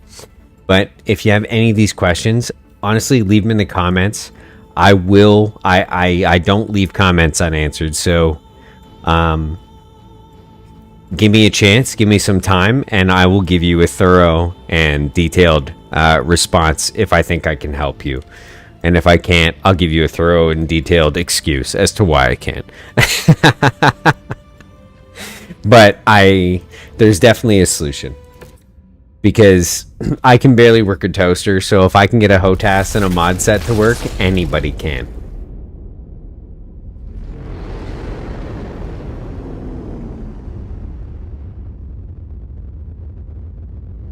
That goes for absolutely everybody and anybody. And if it becomes an enough ask question, I'll oh wow, rare double heat sinks. Okay, so non sequitur, but all equipment double heatsink. If you come across double heat sinks, buy them. Another policy I have is if you come across double ammo, buy it. Doesn't matter how broke you are. We're buying it all. I don't care about half ammo. If you think you need half ammo, I think you're selling yourself short on a build. And remember, with builds, rule of cool. But let me show you. If I show you half ammo, that's 40. If I show you full ammo, that's 80. Sure. But if I give you double ammo, it's 100. So whatever you need to do to make up that extra tonnage, which usually comes in the form of just stripping off the top 3 or 4 points of armor on arms or legs, which is fine. Honestly, it's fine. If 3 or 4 points of armor on arms or legs is make or break for your build, then you're bad. Not bad, but you need practice, or you need better, you need to be more constantly aware of which part of your mech is getting hit. Always go for double ammo. Never go for half ammo. Regular ammo's fine, but I honestly highly recommend double ammo in any case where you can get it, especially for the slots it takes up. Okay, let's look at the mech market here. What do we have? We have a Hunchback. We could buy that. Can't buy the Orion. The Orion looks deadly, though. Just cannon arms. And I have a sweet, soft part in my heart for dragons. This is my main mech in my playthrough. Only 65 or only 60 ton. And I run some 75, 85, 90 ton, big boys in my crew. But I love the dragon. It's a solid mech. My favorite mech in this entire game is the Hero Spider. Especially with a HOTAS, it's an entirely different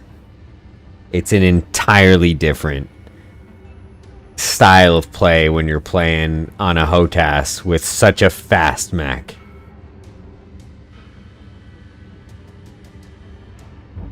Sorry, bit of a segue there. Let's look at weapons, see if they have anything cool. I like this burst fire. I really like AC5 burst fires. And I know it's 1,000,000 and I know we're slaving, but I'm buying this because this is tier 3. Oh, that hurt. That hurt my heart. We had to do it. Scorched Earth, assassination. We could do that maybe if we got an airstrike. I'd be willing to try a high-level assassination if we found an airstrike.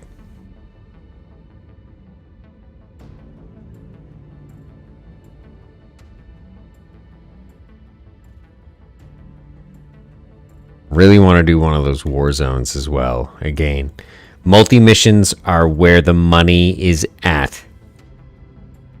If you are hard up for cash, find yourself a multi-mission.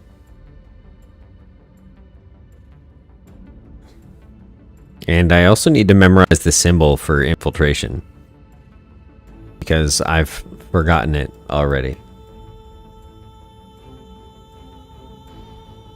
Okay. It is good, though, that we're doing this exploration. It's a bit pricey, but we're identifying conflict zones, which is fine by me. So I'm going to head over to Asta, who is the main character in an anime I like.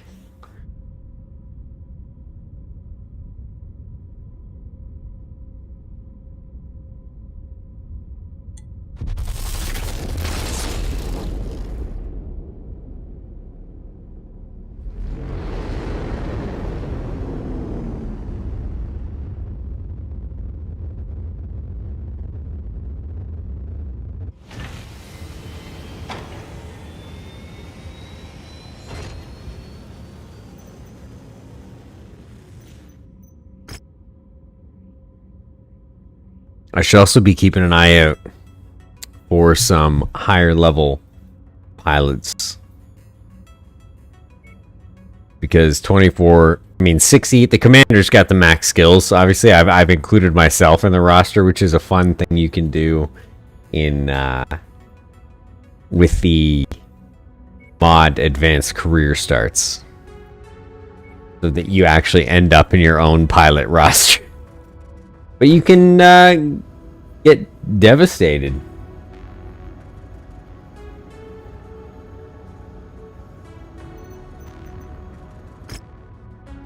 Okay, so now we're over here in Asta, and we can see a lot more going on. We've got more conflict zones. We've got more missions. I'm just going to eat this up. Let's see what we've got. Oh, 400-ton difficulty 100 warzone contract. That's the kind of contract. That's the kind of contract we want. And there's a Davian versus House or the Lyran Commonwealth infiltration. I might do that just cuz. So what's the symbol for infiltration? It's a shield with 2 inward-facing chevrons.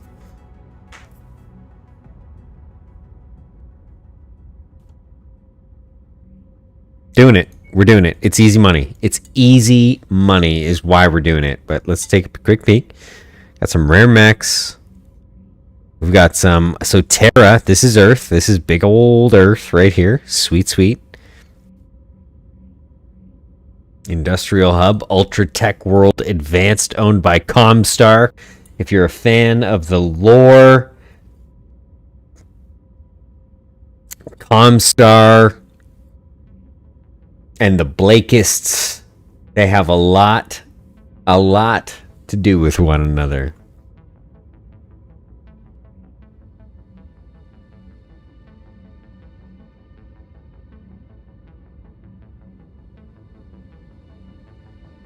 I think we're gonna. I think I'm gonna do it. I think I'm gonna do that.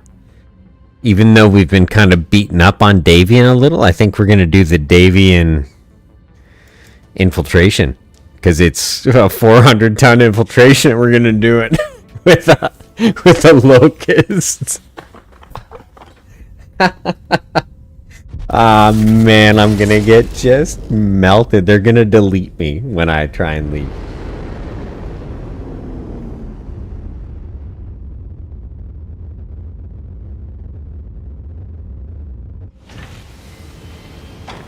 I think if anybody really wants to familiarize with the battletech universe outside the board game, I think the game battletech, you know, the PC game battletech, is an awesome starting point for learning the mechs, the customization, the different... It's great. It's just great. It's essentially Mechwarrior 5 Mercenaries, right?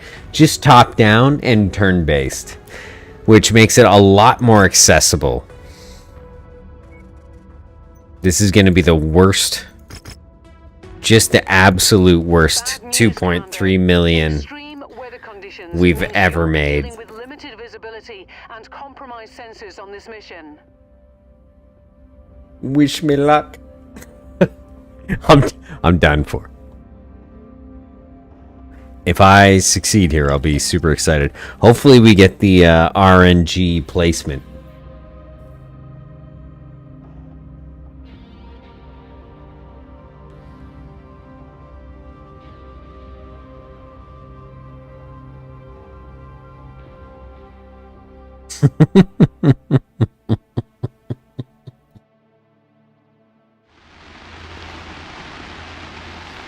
My poor little chicken.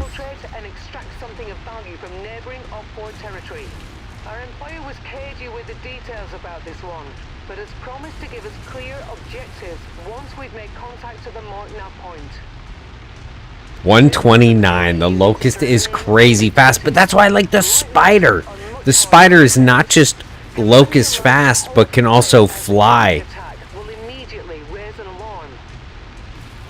They've also provided us with a number of items they're willing to pay out combat bonuses on. another... we gotta go back. Jeopardizing the mission.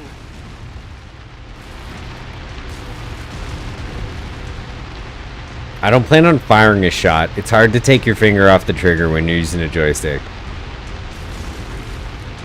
It does make control much better, though. But you can just kind of slap all 5 fingers around your joystick. You have way better aiming control. Let's pretend I never said that sentence.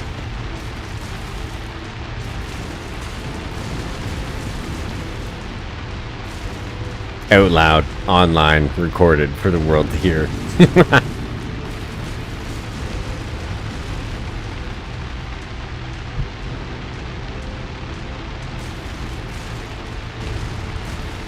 the map, I've marked the location of some valuable supplies that our employer would like liberated. Perfect. Our client would like us to scout the up-force battletech forces while we're in the field. Attempt to sensor log each mech you come across without alerting them to your position. You're kidding me. The infiltration box is great. This is great.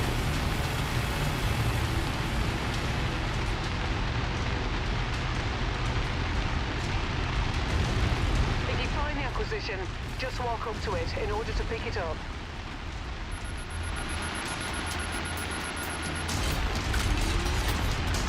We've got it. That would be lethal in the wrong hands. Good thing it's ours now. The quickest 2.3 million.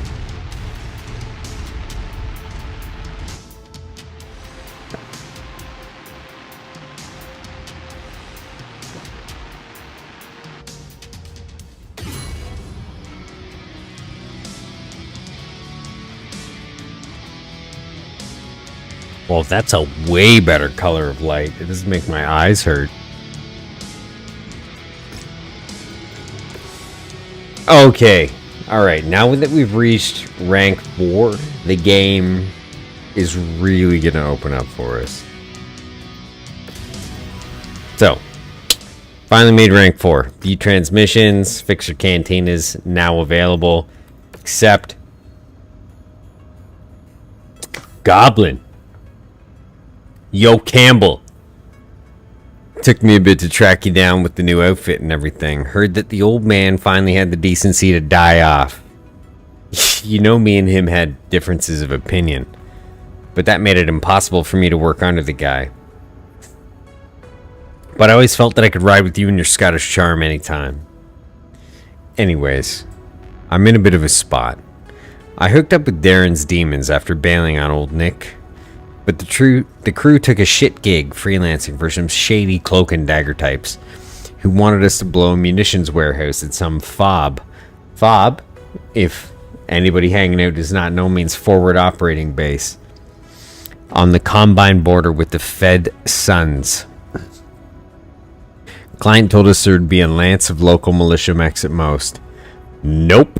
It was an entire company from the Gallatin Rangers. We blew the warehouse, but the rest of the crew were KIA when the Drax surrounded us. Me and Cobalt barely made it out of there. But then get this. Despite doing what we were paid to do, the client had the gall to tell me that their contract was with Darren's Demons, not me.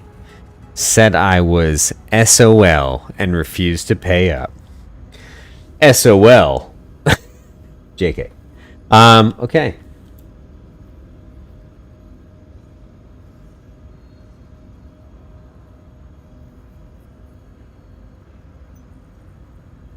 So, this is very interesting. You get a hero mech. If you play career mode, at some point, basically immediately after you get recognized by the mercenaries, this guy comes back and you get a hero Phoenix Hawk. We're going to be using the hero Phoenix Hawk. Because why not? Why would you just throw it away? Right? I think it's kind of lame that it happens every single game, but it happens every single game. John, I was in a FOB for a year. John, I was in a FOB for several weeks. I was in a ditch for most of a year. I wish I had been in a fob for a whole year.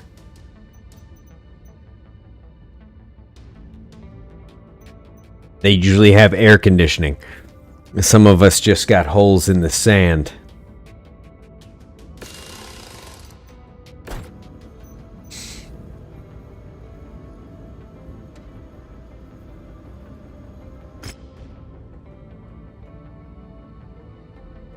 Thanks for your service. So, treasure hunter, you know how it is. Bureaucracy and red tape always getting in the way of anything actually happening. I've already got a client lined up, but now my goods are stuck here without an export permit. I'm looking for some more inventory. That is obviously not stuck on the rock behind a wall of paperwork. So find what I'm looking for around the abandoned Terran worlds and I give you a cut of the deal. I have no idea where the abandoned Terran worlds are. They should have huge grids in this world map that say abandoned Terran worlds.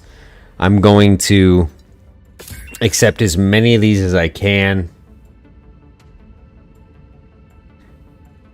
And we won't see Igor's for a while. I'll just take all these Cantina quests. So if you've never played yet another Mech Lab mod in your Mechwarrior 5 Mercenaries game, this is a new screen to you. And the only way to upgrade your ship to even normal standards is with Cantina points. So you have to do these little Cantina missions to get these upgrade points. So you'll see that, like, I can't even house mechs above 55 tons. Or rather, up to 55 tons in my mech bays. Only my initial commander's mech bay. So if I try to put something into my mech bay that's over 40 tons, I think, or 35, it'll say no. So I need to spend some money here initially to increase mech bay limits up to 55 if I even want to get bigger mechs, which I will eventually. And then I need to get Cantina upgrade points, refits, and repair. You know, right now I'm actually paying more than I should be for repairs. I'm paying more for absolutely everything than I should be. But if I use the Cantina and get all these points up, I can bring it below the norm, which is awesome. The first thing we're going to do when we need to is increase our mech bay, because the first 3 increases are only to 55 tons and it costs 500,000 C-bills. Black market, there's another example. Black market is a massive part of the game if you want clan tech. Clan tech, like I said, if you watch the 1994 battletech cartoon about Mechwarrior, that's the invasion of the clans, or the new game Mechwarrior 5 Mercenaries Clans game. The Mechwarrior 5 Clans, not Mercenaries, Mechwarrior 5 Clans. If you've played that, the 1994 cartoon actually takes place at the same time that the clans invade. So that game is based on a 1994 television show.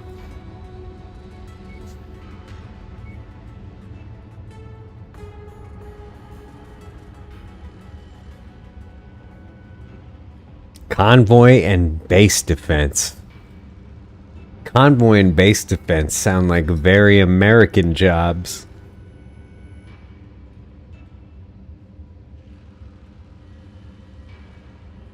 I love the clans. Long live Kerensky. How do you make a K with your hands? I'm doing this backwards, but is that a K? Long live Kerensky. I think Mechwarrior clans are awesome. I think the whole concept of the clans is awesome. Is that okay to say? Yeah, let's take some contracts here. I'll stop talking and start playing. Battlefield, beachhead. We need to get further down, I think. We need to get further down. Let's go to Paris, Montpellier. I went to Paris. The best view from Paris is from the Eiffel Tower, because you cannot see the Eiffel Tower. Be right back. Performance enhancement.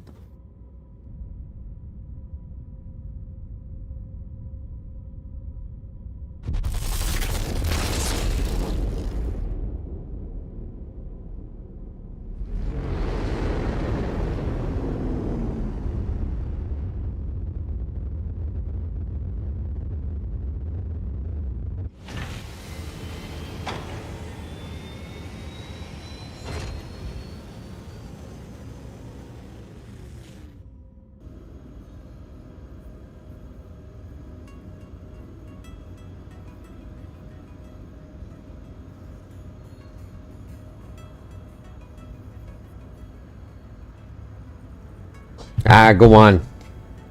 You have to always be proud of where you're from. Always. No matter what the people who run it do.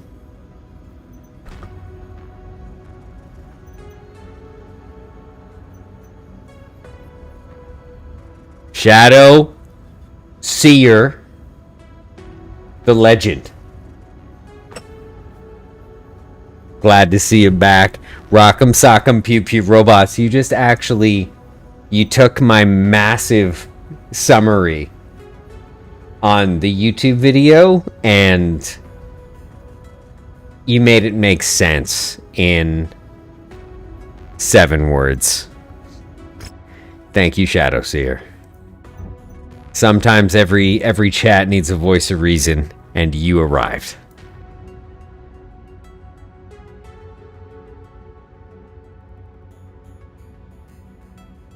Ooh, Exeter, we have another infiltration, but it's against our boys, the Kurita, and we're never gonna go against the Kurita in this playthrough, no matter what. Now, I say that until we absolutely need to, which might be soon. Oh, thank goodness. We have a 270-ton infiltration against the Independents. So look, we have a Phoenix Hawk now. We can fly. We're kind of fast. We just need one more mid-sized to large mech, and then we're going to start taking on some real missions. Don't get discouraged. There's real missions incoming, but I think we have to go to the... I think we have to go back to the, we'll call it Galactic North and into this, Kurita area, because what I've done is I've started us as a Kurita faction and then got decimated. So we came down here to make some quick cash. We're going to head back up that way after this infiltration. In Wapakoneta. Say that 5 times fast.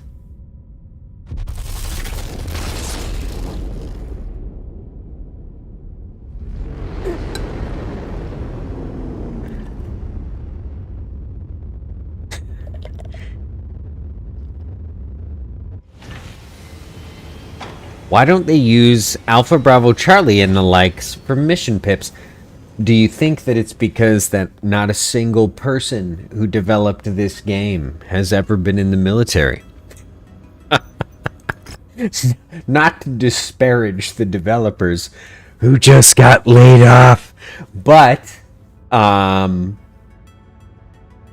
just to say that, a lot of people read about military, a lot of people watch movies about military, but not too many people actually know the nuance of being in the military. Go to Davian/Kurita Frontline and collect 1 industrial ore extraction unit. If I can do that in this mission, Robert's your father's brother. Come on, meow. No, I can't. Dang. Oh well. Okay, so House Kurita believes independent forces on Wapakoneta 5 are gearing up for... That's just funny to say. Are gearing up for an attack. Scout behind enemy lines and investigate this intel. Follow the nav points into Independence territory and await orders. Money, money, money, money, money, money, money, money. The extreme weather conditions will interfere with your sensors and will most likely restrict visibility. Be careful out there. Don't give common sense a chance. It never prevails. Oh, I have another point. Oh, geez Louise. What should I... Well, there's no point in using salvage. Maybe damage coverage. I might get hurt. It's a big time. I guess it's a tough mish. Any damage I take will be covered.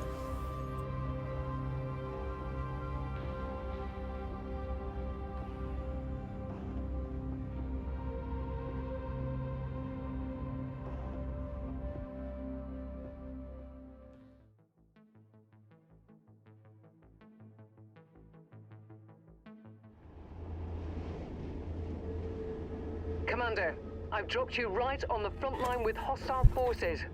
Our client is requesting a meet at a small border checkpoint up ahead regarding our assignment here. Report to the marked position on your map. My favorite. So I've added all these anime, these Gundam profile pictures, I guess we'll say. It's a mod that makes, it gives kind of every character in the game an anime profile picture from the Gundam TV series. All of them. Iron-Blooded Orphans, Gundam Zero, Gundam Unicorn, everything. Unicron, I'm thinking Transformers now. And, oh my goodness, why, I hope you guys didn't need these buildings. This is probably the one downside of all the DLC, is that they added mega cities and mega bases. I love them as combat zones. But in infiltrations, they make for rough terrain.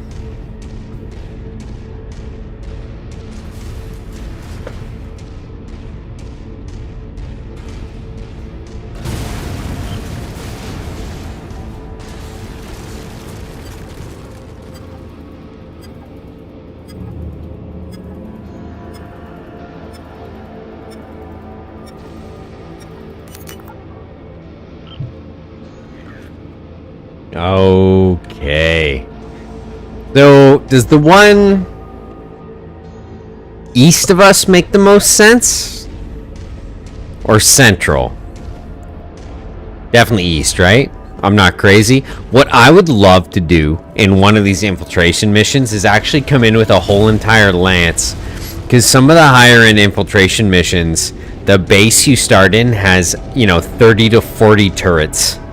So I think what I'd like to do is come into one of these infiltration missions with a full lance. And then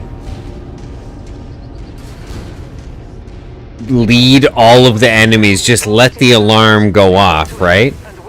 And let all of the enemies just come attack. Oh my goodness. We're dead. We're super dead. Super dead. These are super... No. Don't kill me.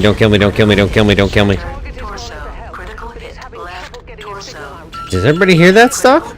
Gyro, critical hit. Left torso destroyed. Please run. Live!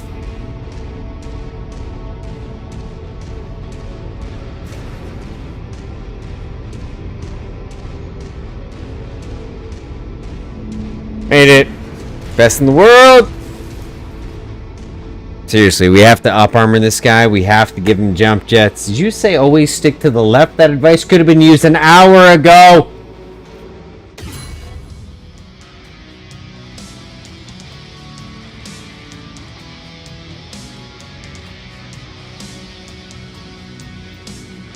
Yeah. Oh, that's another thing I did, was add a mod that changes the voice of the robot and lets you know when you get hit, which is wicked, by the way. Whew. Easy 2 mil, only took 150k worth of damage. Everything is coming up, Millhouse. These mech collector missions are great if you've got a lot of salvage. So we have to wait until such a time that we have a lot of salvage. Rival mercs. Okay, so we're in the year 3007. Rival mercenary companies are going to begin to arrive. So this area here, if we take a mission inside this area with these dotted lines, odds are the mercenary company will join it. Now, that mercenary company is either going to help or hinder. A lot of the time they want to fight ya. It is amazing if they fight you. Honestly, it's so much fun.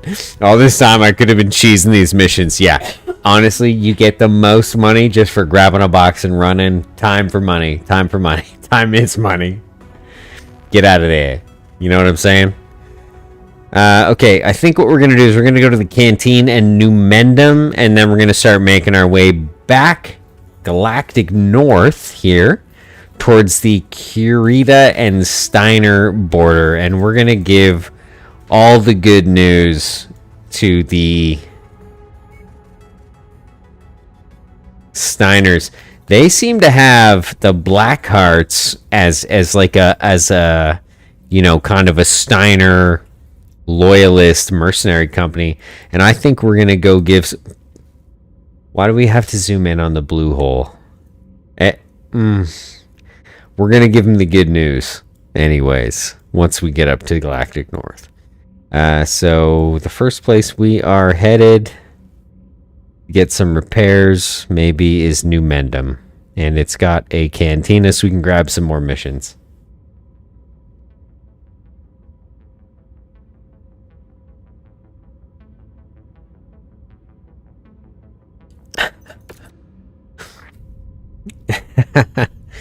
Absolutely read more books. That's never bad advice.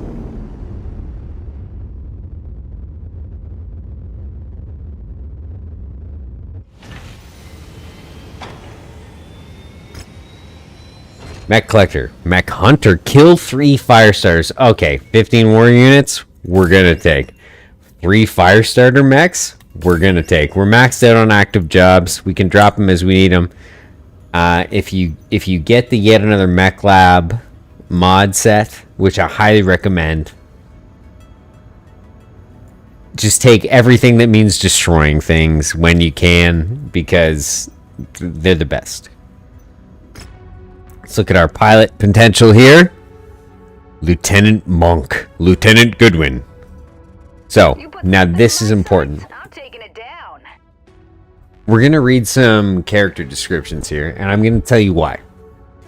Because the character description tells you how that pilot's going to act. There's mods out there that actually tell you how they're going to act. That's lame. I like to try and extrapolate that information from the character description. So we have Goodwin was a child laborer on an ore processing plant in the Davian interior. She hates Davians. She managed to flee her life of indentured servitude when she was snuck aboard the dropship of a merc company that was performing security work for the plant. By the time she was discovered, she was off-world, and the mercenaries decided to take her under their wing and raise her as one of their own. She's seen very little time in combat sim, and even less on an actual battlefield. Brash and temperamental. Goodwin wants to be the hero, but her shortcomings as a pilot may be a liability. Okay, so what does this tell us? It tells us that she's going to pilot a mech and just face tank everything that she comes into contact with, okay? So descriptions on pilots are important if you're hiring them. And now, if you take Advanced Career Start like I did, you can select an option which gives you as many pilots as you want, like up to 9 with max skill caps and blah, blah, blah. That's lame, right? That's fun to play if you want to win a lot. But, I mean, we're here to kind of play the game as it's intended to be played, I think. So, you know, let's look at some of these guys. We're looking for higher skill caps on the end. 32s, 33s, 30s, 30s. But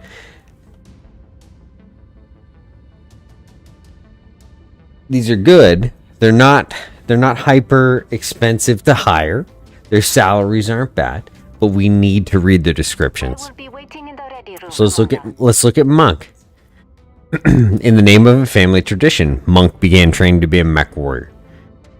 But as she grew older, the appeal of the life of a mercenary became too strong to deny. She cut all ties with her family and became a wandering mercenary. Again, let's check Commander. Egan. You put something in my... Let's do this, Commander. Drinks are on me when we get back. Drinks are on me when we get back. That's the kind of, Born on the fringes of Davian space, Egan had always dreamt of becoming a Mechwarrior. A rookie pilot, it's unclear whether or not he will be proficient enough to survive the horrors of the battlefield. He hopes to be lucky and stay lucky long enough to make some cash and get out. Get out? We're looking for lifers, okay? My combat skills Todd was once expected to follow her family's proud tradition of serving the Draconis Combine. It's unclear what transpired, but soon she found herself disowned from her family, and now she's a Ronin, a warrior with no master. She's an inexperienced pilot with scant combat experience. She thinks she can be the hero the Inner Sphere deserves. Todd is sorely delusional.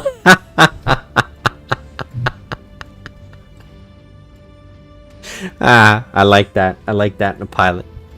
So we may come back and hire.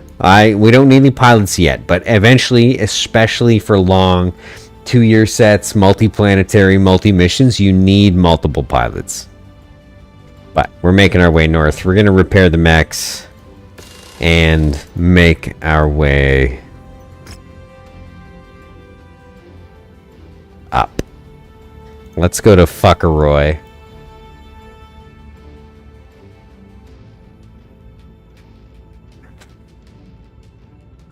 Industrial rating 6, Mech Lab permission 4. And we should be able to see into this kind of conflict zone for missions. If not, I will you know what? No, you know what? Let's head to Minakuchi. Listen, if I'm butchering any of these pronunciations, I apologize. It's just the way that it is. Words are hard.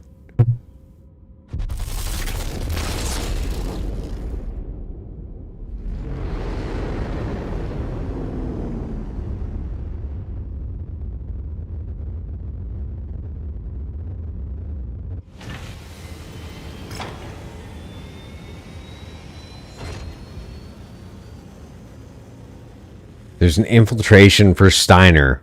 That's a 400-ton difficulty. 82 there. And the Lyrans. Okay. Okay. We're going to make some money here.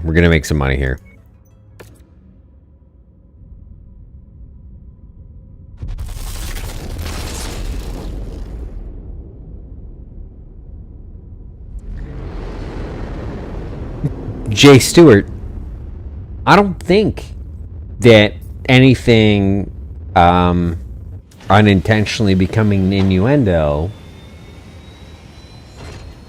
should be considered derogatory or inflammatory. So no, I don't believe that they should be considered butchered. Mike infiltration, aka milk run. Such good makers early, money makers early on. Also, hello. Hey Mike, welcome to the channel. I have been talking about that for a while. We're only using them as money makers.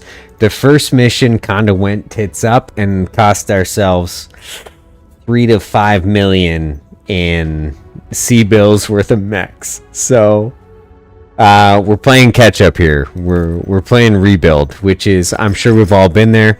We're not only playing rebuild, we're playing Ironman rebuild.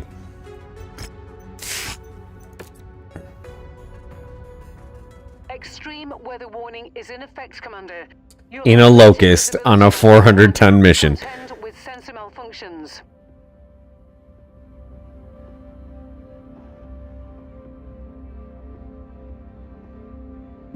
I'll be right back, guys. Need a bio break here. Been streaming for a bit.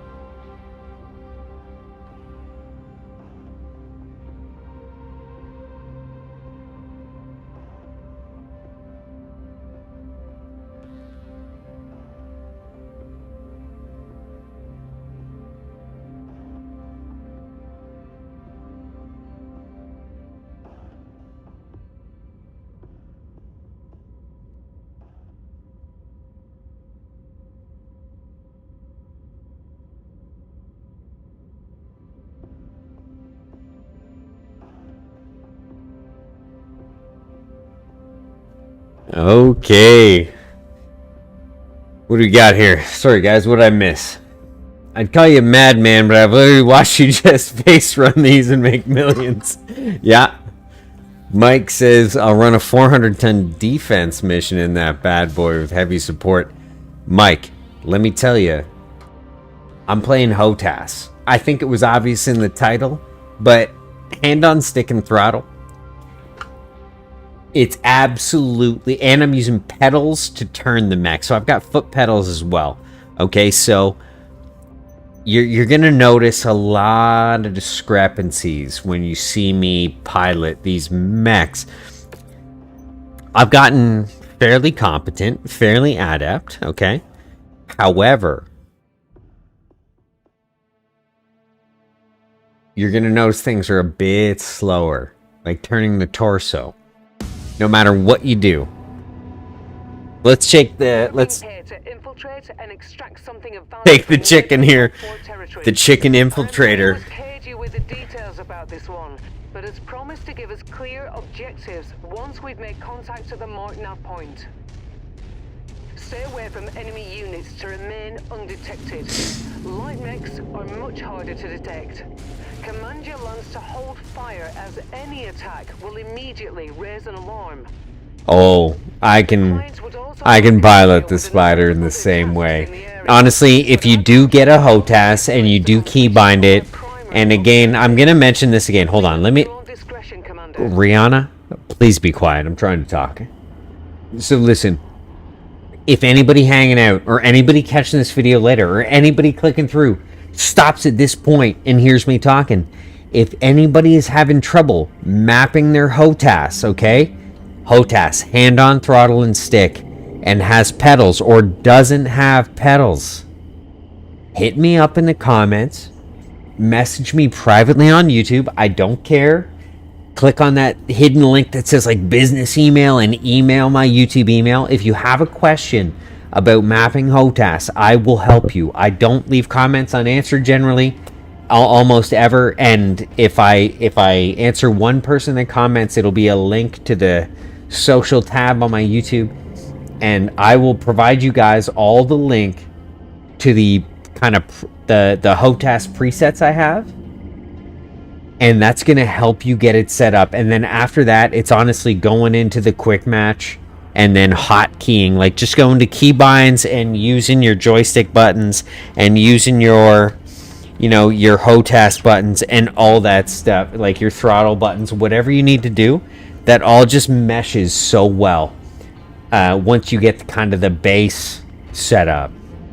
And if anybody has questions about mods that I'm using, same thing.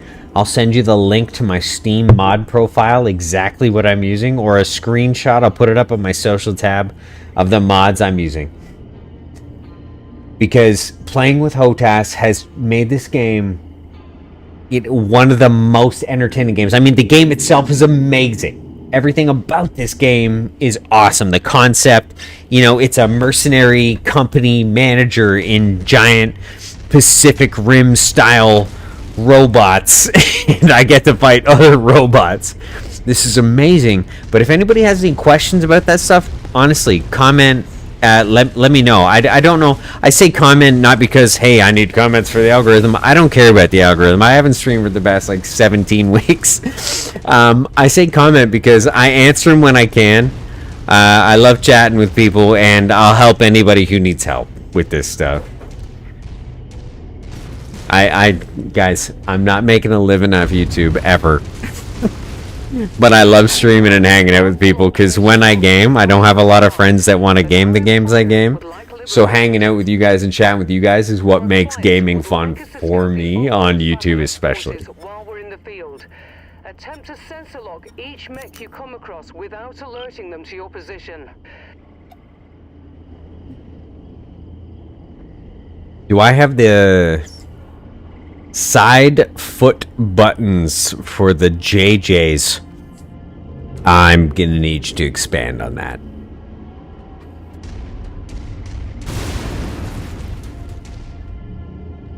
Okay, where's our target? Obviously, we're going for the one right across the border. And it's gonna be the nastiest. You know it is. The ones close are always the nastiest.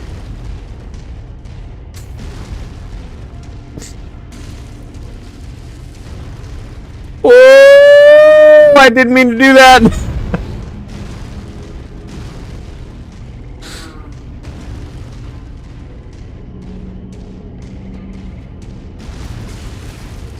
Excuse me, trees. I'm so sorry. Breaking rocks, breaking trees. Just environmentalists would have a heyday with these infiltrations. Approach the hidden object to pick it up. Brakes. So sorry. So sorry. Didn't mean to. Honestly, getting to 0, like I've said, with the throttle, hardest thing on earth. Don't attack me, please. Critical hit. I'm leaving! That's not something that should just be laying around.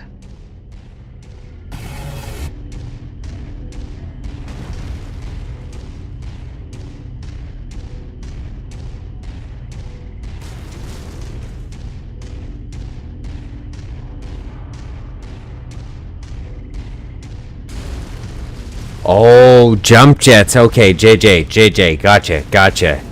My acronym game is weak, and it shouldn't be. I was in the army for like almost a decade, and now I work in a nuclear power plant. My acronym game should be on point. JJs, yeah, jump jets. I actually have that on my throttle on my left thumb, because really, in essence, a throttle is just forward and backward. And so, I've got my jump jets on my left thumb, and I have melee, which this mech does not have, on my left ring finger. We've completed our scans on the target's local battletech forces. The client will be pleased. Mike, if you're correct about the lore, then I am gonna set that so I can push in both pedals, because I can push in both pedals with a Thrustmaster setup. What we need... Okay. Alright, listen, we need to get into a historical battletech conversation here. I need to know. Right now I've got it on my thumb, and my thumb is dope. It works very well. That said, you guys haven't seen me in a mech with jump jets yet. You did actually, the Panther, but he got exploded. Hard. Hard. Okay, we're gonna head back up into the sensible world here. Buckminster the Wizard.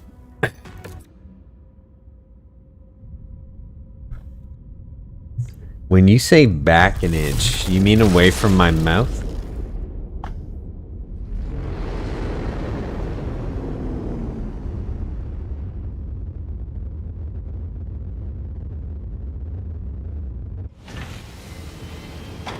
Is this better? I fully expect everybody to not feel badly about telling me if my mic is too close to my face. I apologize if my voice has been too loud. My setup is an ongoing evolution, which I've never gotten perfect. What? Does it top out? My bad. I apologize for everybody's ears.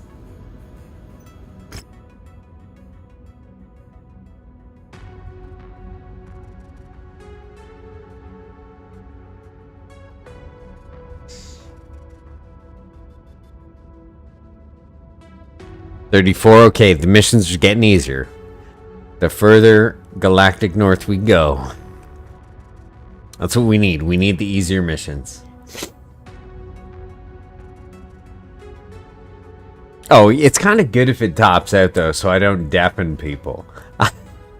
I mean, I feel ya. I get pretty excited. Okay, where are we here? We're in Buckminster. We need to at least go to an industrial hub to fix the locust. Oh gosh, the goblin is hideous, isn't it? Or the kobold. It looks like the Master Chief from Halo.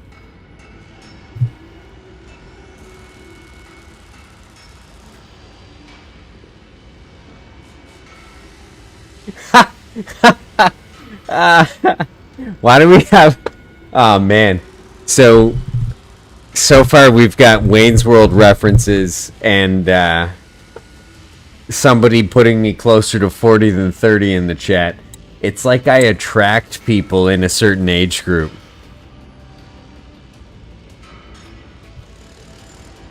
Bogar. Cobalt always carries me through the early game. Woo!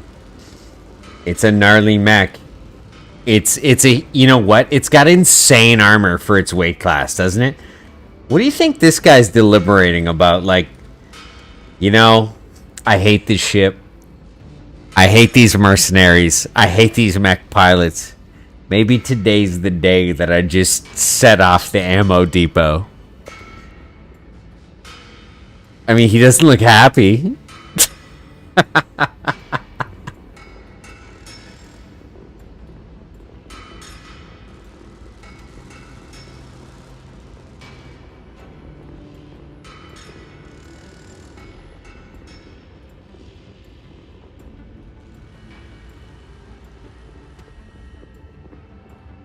It's the game. I've been playing Mechwarrior for 30 years.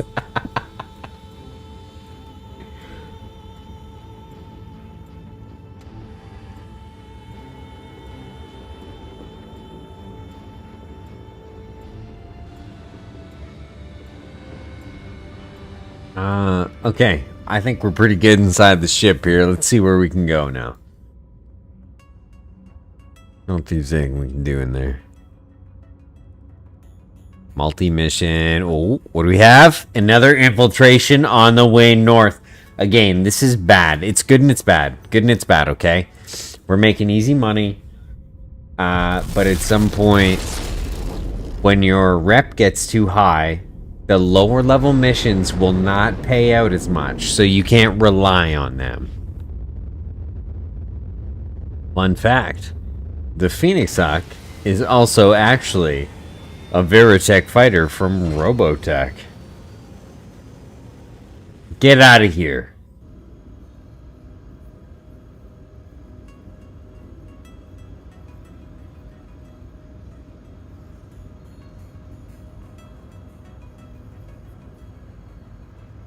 From Robotech.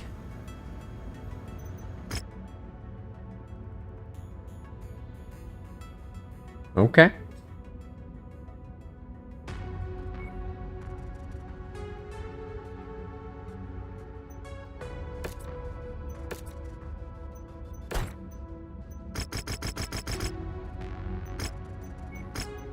Do we go with 500k? Like, no way. No way we do. We just go with the money, right? 3.2 mil?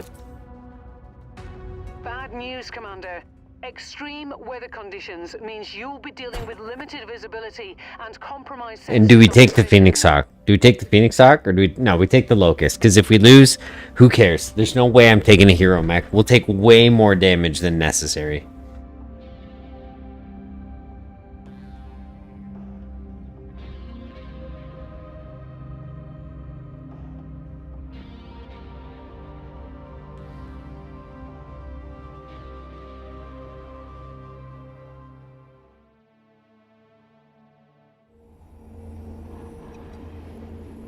Commander, I've dropped you right on the front line with hostile forces. Our client is requesting a meet at a... Whoa! She is foggy. Okay, so check this out. This is a great benefit of yet another mech lab. If nobody's playing with mods and they're hanging out, check this out. So it's smoky, it's foggy, can't see a heckin' thing. Whoop! We can go to this mode, which is not great for this, right? Nothing but blackness. Boop! This mode, not terrible. We can work with this. Maybe this mode, you know. I like blue mode myself. We're gonna rock blue mode. Shows us the terrain. It doesn't let us... a lettuce? The devil's lettuce. It does not obscure. It doesn't let us miss opponents. You know, just because it's a different view, but it also... it's kind of like thermal imaging, kind of like FLIR, forward-looking infrared. And if you use this vision with yet another mech lab, It will even show you mechs that are about to overheat, which is really cool because you know which mechs to use a flamer on, for instance.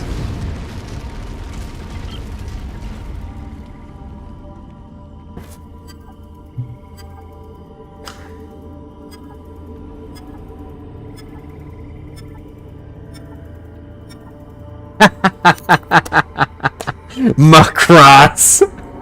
Don't even... You can't bring up Macross. I'll start singing. How do we defeat aliens? With song. Come on with the Macross. Yeah, this is a Macross free zone. What's the view like if I turn this off? Is it awful? It's awful! We're going with blue. We're going with blue.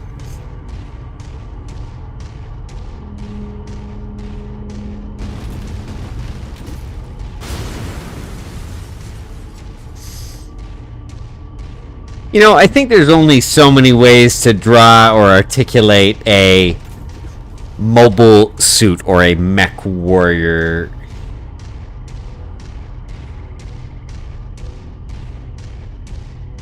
Macross has no place in a mech kind of fiction. Come on, they're fighter jets primarily, and their power is the power of song. Walk on up to the treasure to pick it up.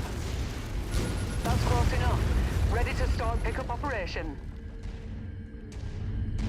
Wait, did I not get it? Target is calling for help. Oh, I did. Did I not get? Oh my! I'm dead. I'm dead. We're dead. Arm destroyed. No, we're dead. We're dead. We're dead. Dead. Dead. Dead. Dead. Dead. Dead. Super dead. I didn't get it. Engine. This isn't good. Torso. Critical hit. Left arm destroyed.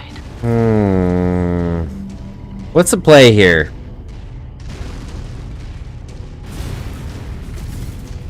Lead him out? Definitely lead him out. Go back in though.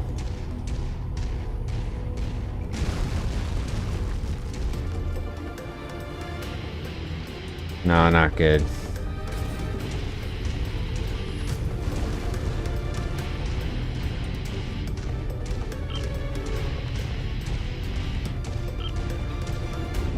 I'm okay with the alarm going. 7 seconds, 6 seconds.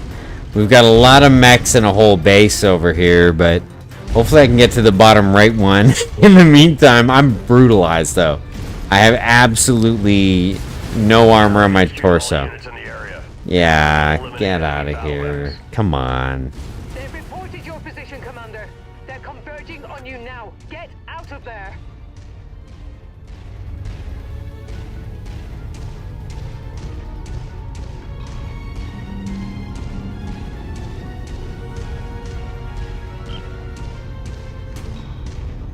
There's absolutely no way I grab this and survive. 0% chance I grab this and survive.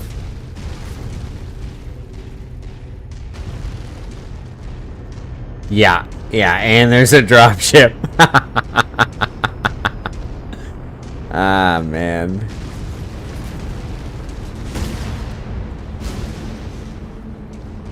Please, please, please, please, please. Come on, back up. Stop. Package secured. Yeah, and this valley, Ballistics. I've never heard such awesome music Critical hit. Left torso. from this game.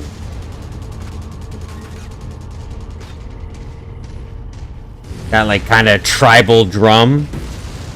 I'm dead. No. Ejecting.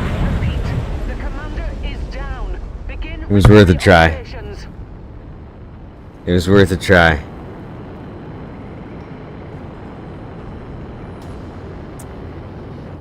You know what? Maybe I should have gone right. But then all the mechs that I led earlier would have been right.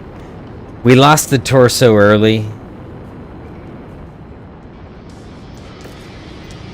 It is what it is.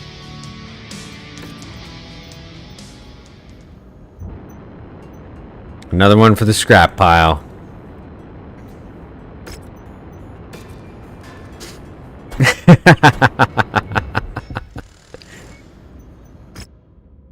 So, if you're just getting here, or you're unaware, we're playing this Ironman. Whatever happens, happens. Right now, we're on the back foot. Making our way back north, trying to get into some missions within our difficulty range, and that's fine. Not dissuaded.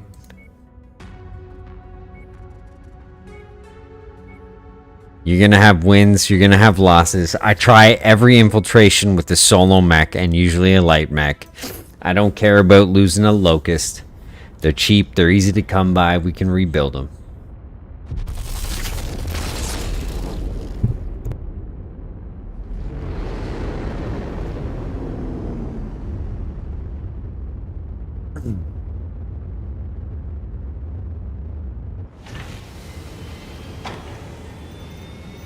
Ooh, rare Wolverine.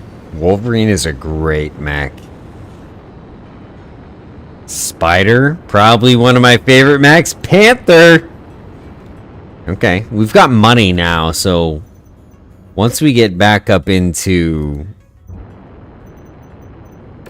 decent mech territory, decent difficulty territory, I should say, we'll be able to start purchasing better mechs. Battlefield, raid, targeted. So these high reward quests.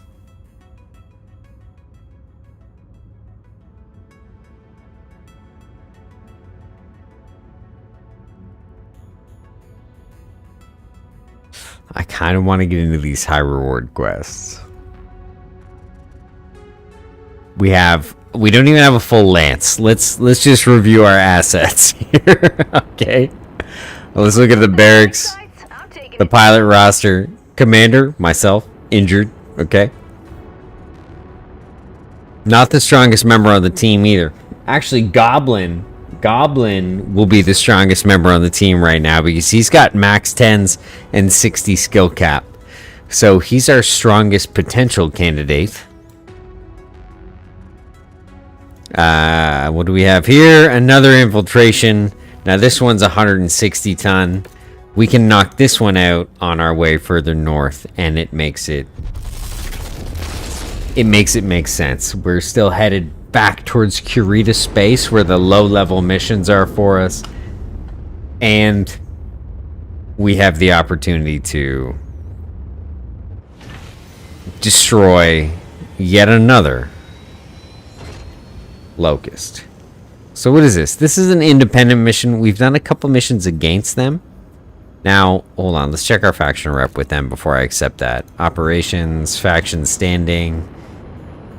So independence, negative 24, not terrible. House Steiner, negative 31, not terrible. Kurita's doing really well.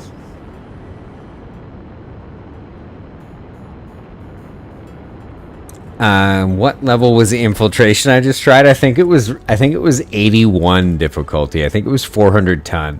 I could be wrong. I did a 400 ton or a 300 ton. I did a crazy high tonnage infiltration just a minute ago. We'll accept this charity case. Let's read this out here for a sec.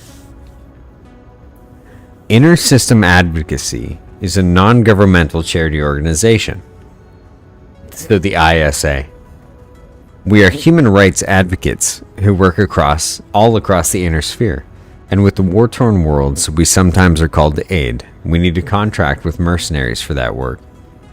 Our humanitarian aid mission we sent into drought and famine-stricken Kurita worlds near the periphery has gone missing. Despite the aid crew being quite sizable, consisting of 12 volunteers, nurses, and doctors, their jump ship disappeared and is long overdue for reporting in. We have received 2 reports of pirate activity near known bandit strongholds in the region where the vessel vanished, and while these may be false positives, they are the only clues we have to pass on to you. We would like to contract you to raid these pirate bases. Our salvage crews will be able to analyze any data you uncover, which will help determine what happened to our missing volunteers. I'm going to accept it. I don't know if I'll do it, but we're going to accept it. So that's crazy to me because, again, if you're a fan of battletech lore, nobody attacks jump ships. Nobody. The only way to traverse the universe.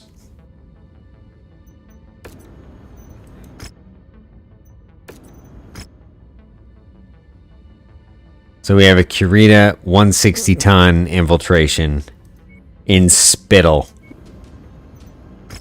Rough name. And hopefully we can actually manage this one. And let's get crazy. Let's take an airstrike just because. No reason to take salvage, but maybe the airstrike will make it worthwhile. Interfere with your sensors and will most likely restrict visibility. Be careful out there.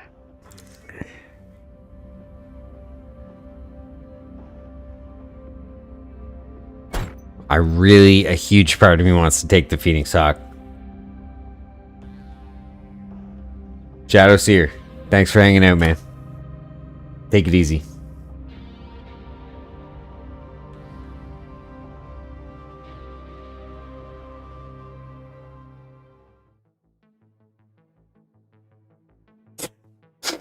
I love the small O7 salute. Enemy lines.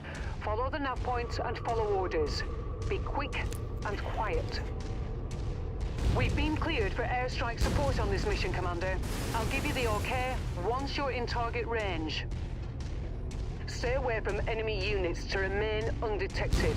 Light mechs are much harder to detect. Command your lance to hold fire as any attack will immediately raise an alarm. Our employer is also offering us a performance bonus if we can complete a number of sub-objectives if they present themselves as targets of opportunity. Be on the lookout for them. These rock formations are actually awesome. They seem like a hindrance. They seem like a hindrance right now because I'm slamming through all of them. But if you have a mech with jump jets, hopping from mesa to mesa is fantastic. Our client would like us to scout the up-force battle mech forces while we're in the field. Attempt to sensor log each mech you come across without alerting them to your position. I received a distress call from a Mechwarrior allied with our employer. They're hiding out in their shutdown mech close to our location. They're hiding out in their shutdown mech? What a place to hide. Like, shut it down, guys. I'm chilling. There's a lot of... There's whole mechs near that. Once you've found the targeted asset, move up to it, and we'll begin oh boy. Procedure. This isn't the right one, is it? Oh, it is. It is, maybe? We've got it. It is! I bet you can't wait to try those out in the field. I'm out. This was not a very... This was a great kind of recovery stream for this mercenary company. Not a very action-packed mercenary company stream. However, now that we've got the Phoenix Hawk and we've got some money behind us, I think the next few missions are going to be awesome.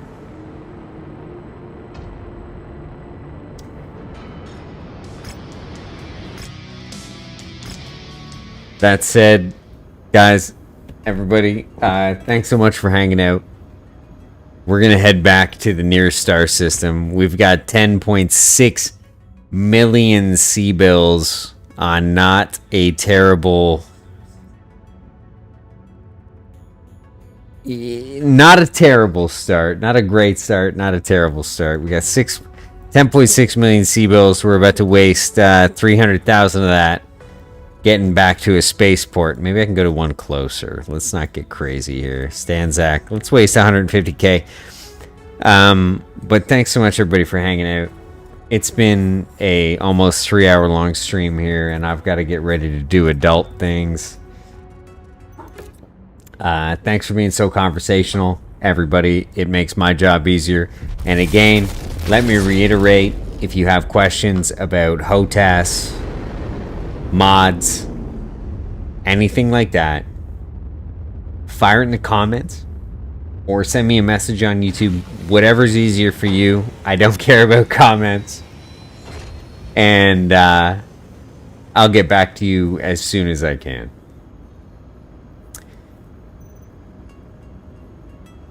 So we'll wind down here with a few repairs. Check out the mech market. That Wolverine is kind of calling my name for 6.2 mil. And I think what we're gonna do here is we're gonna buy this 6.2 mil. Boom.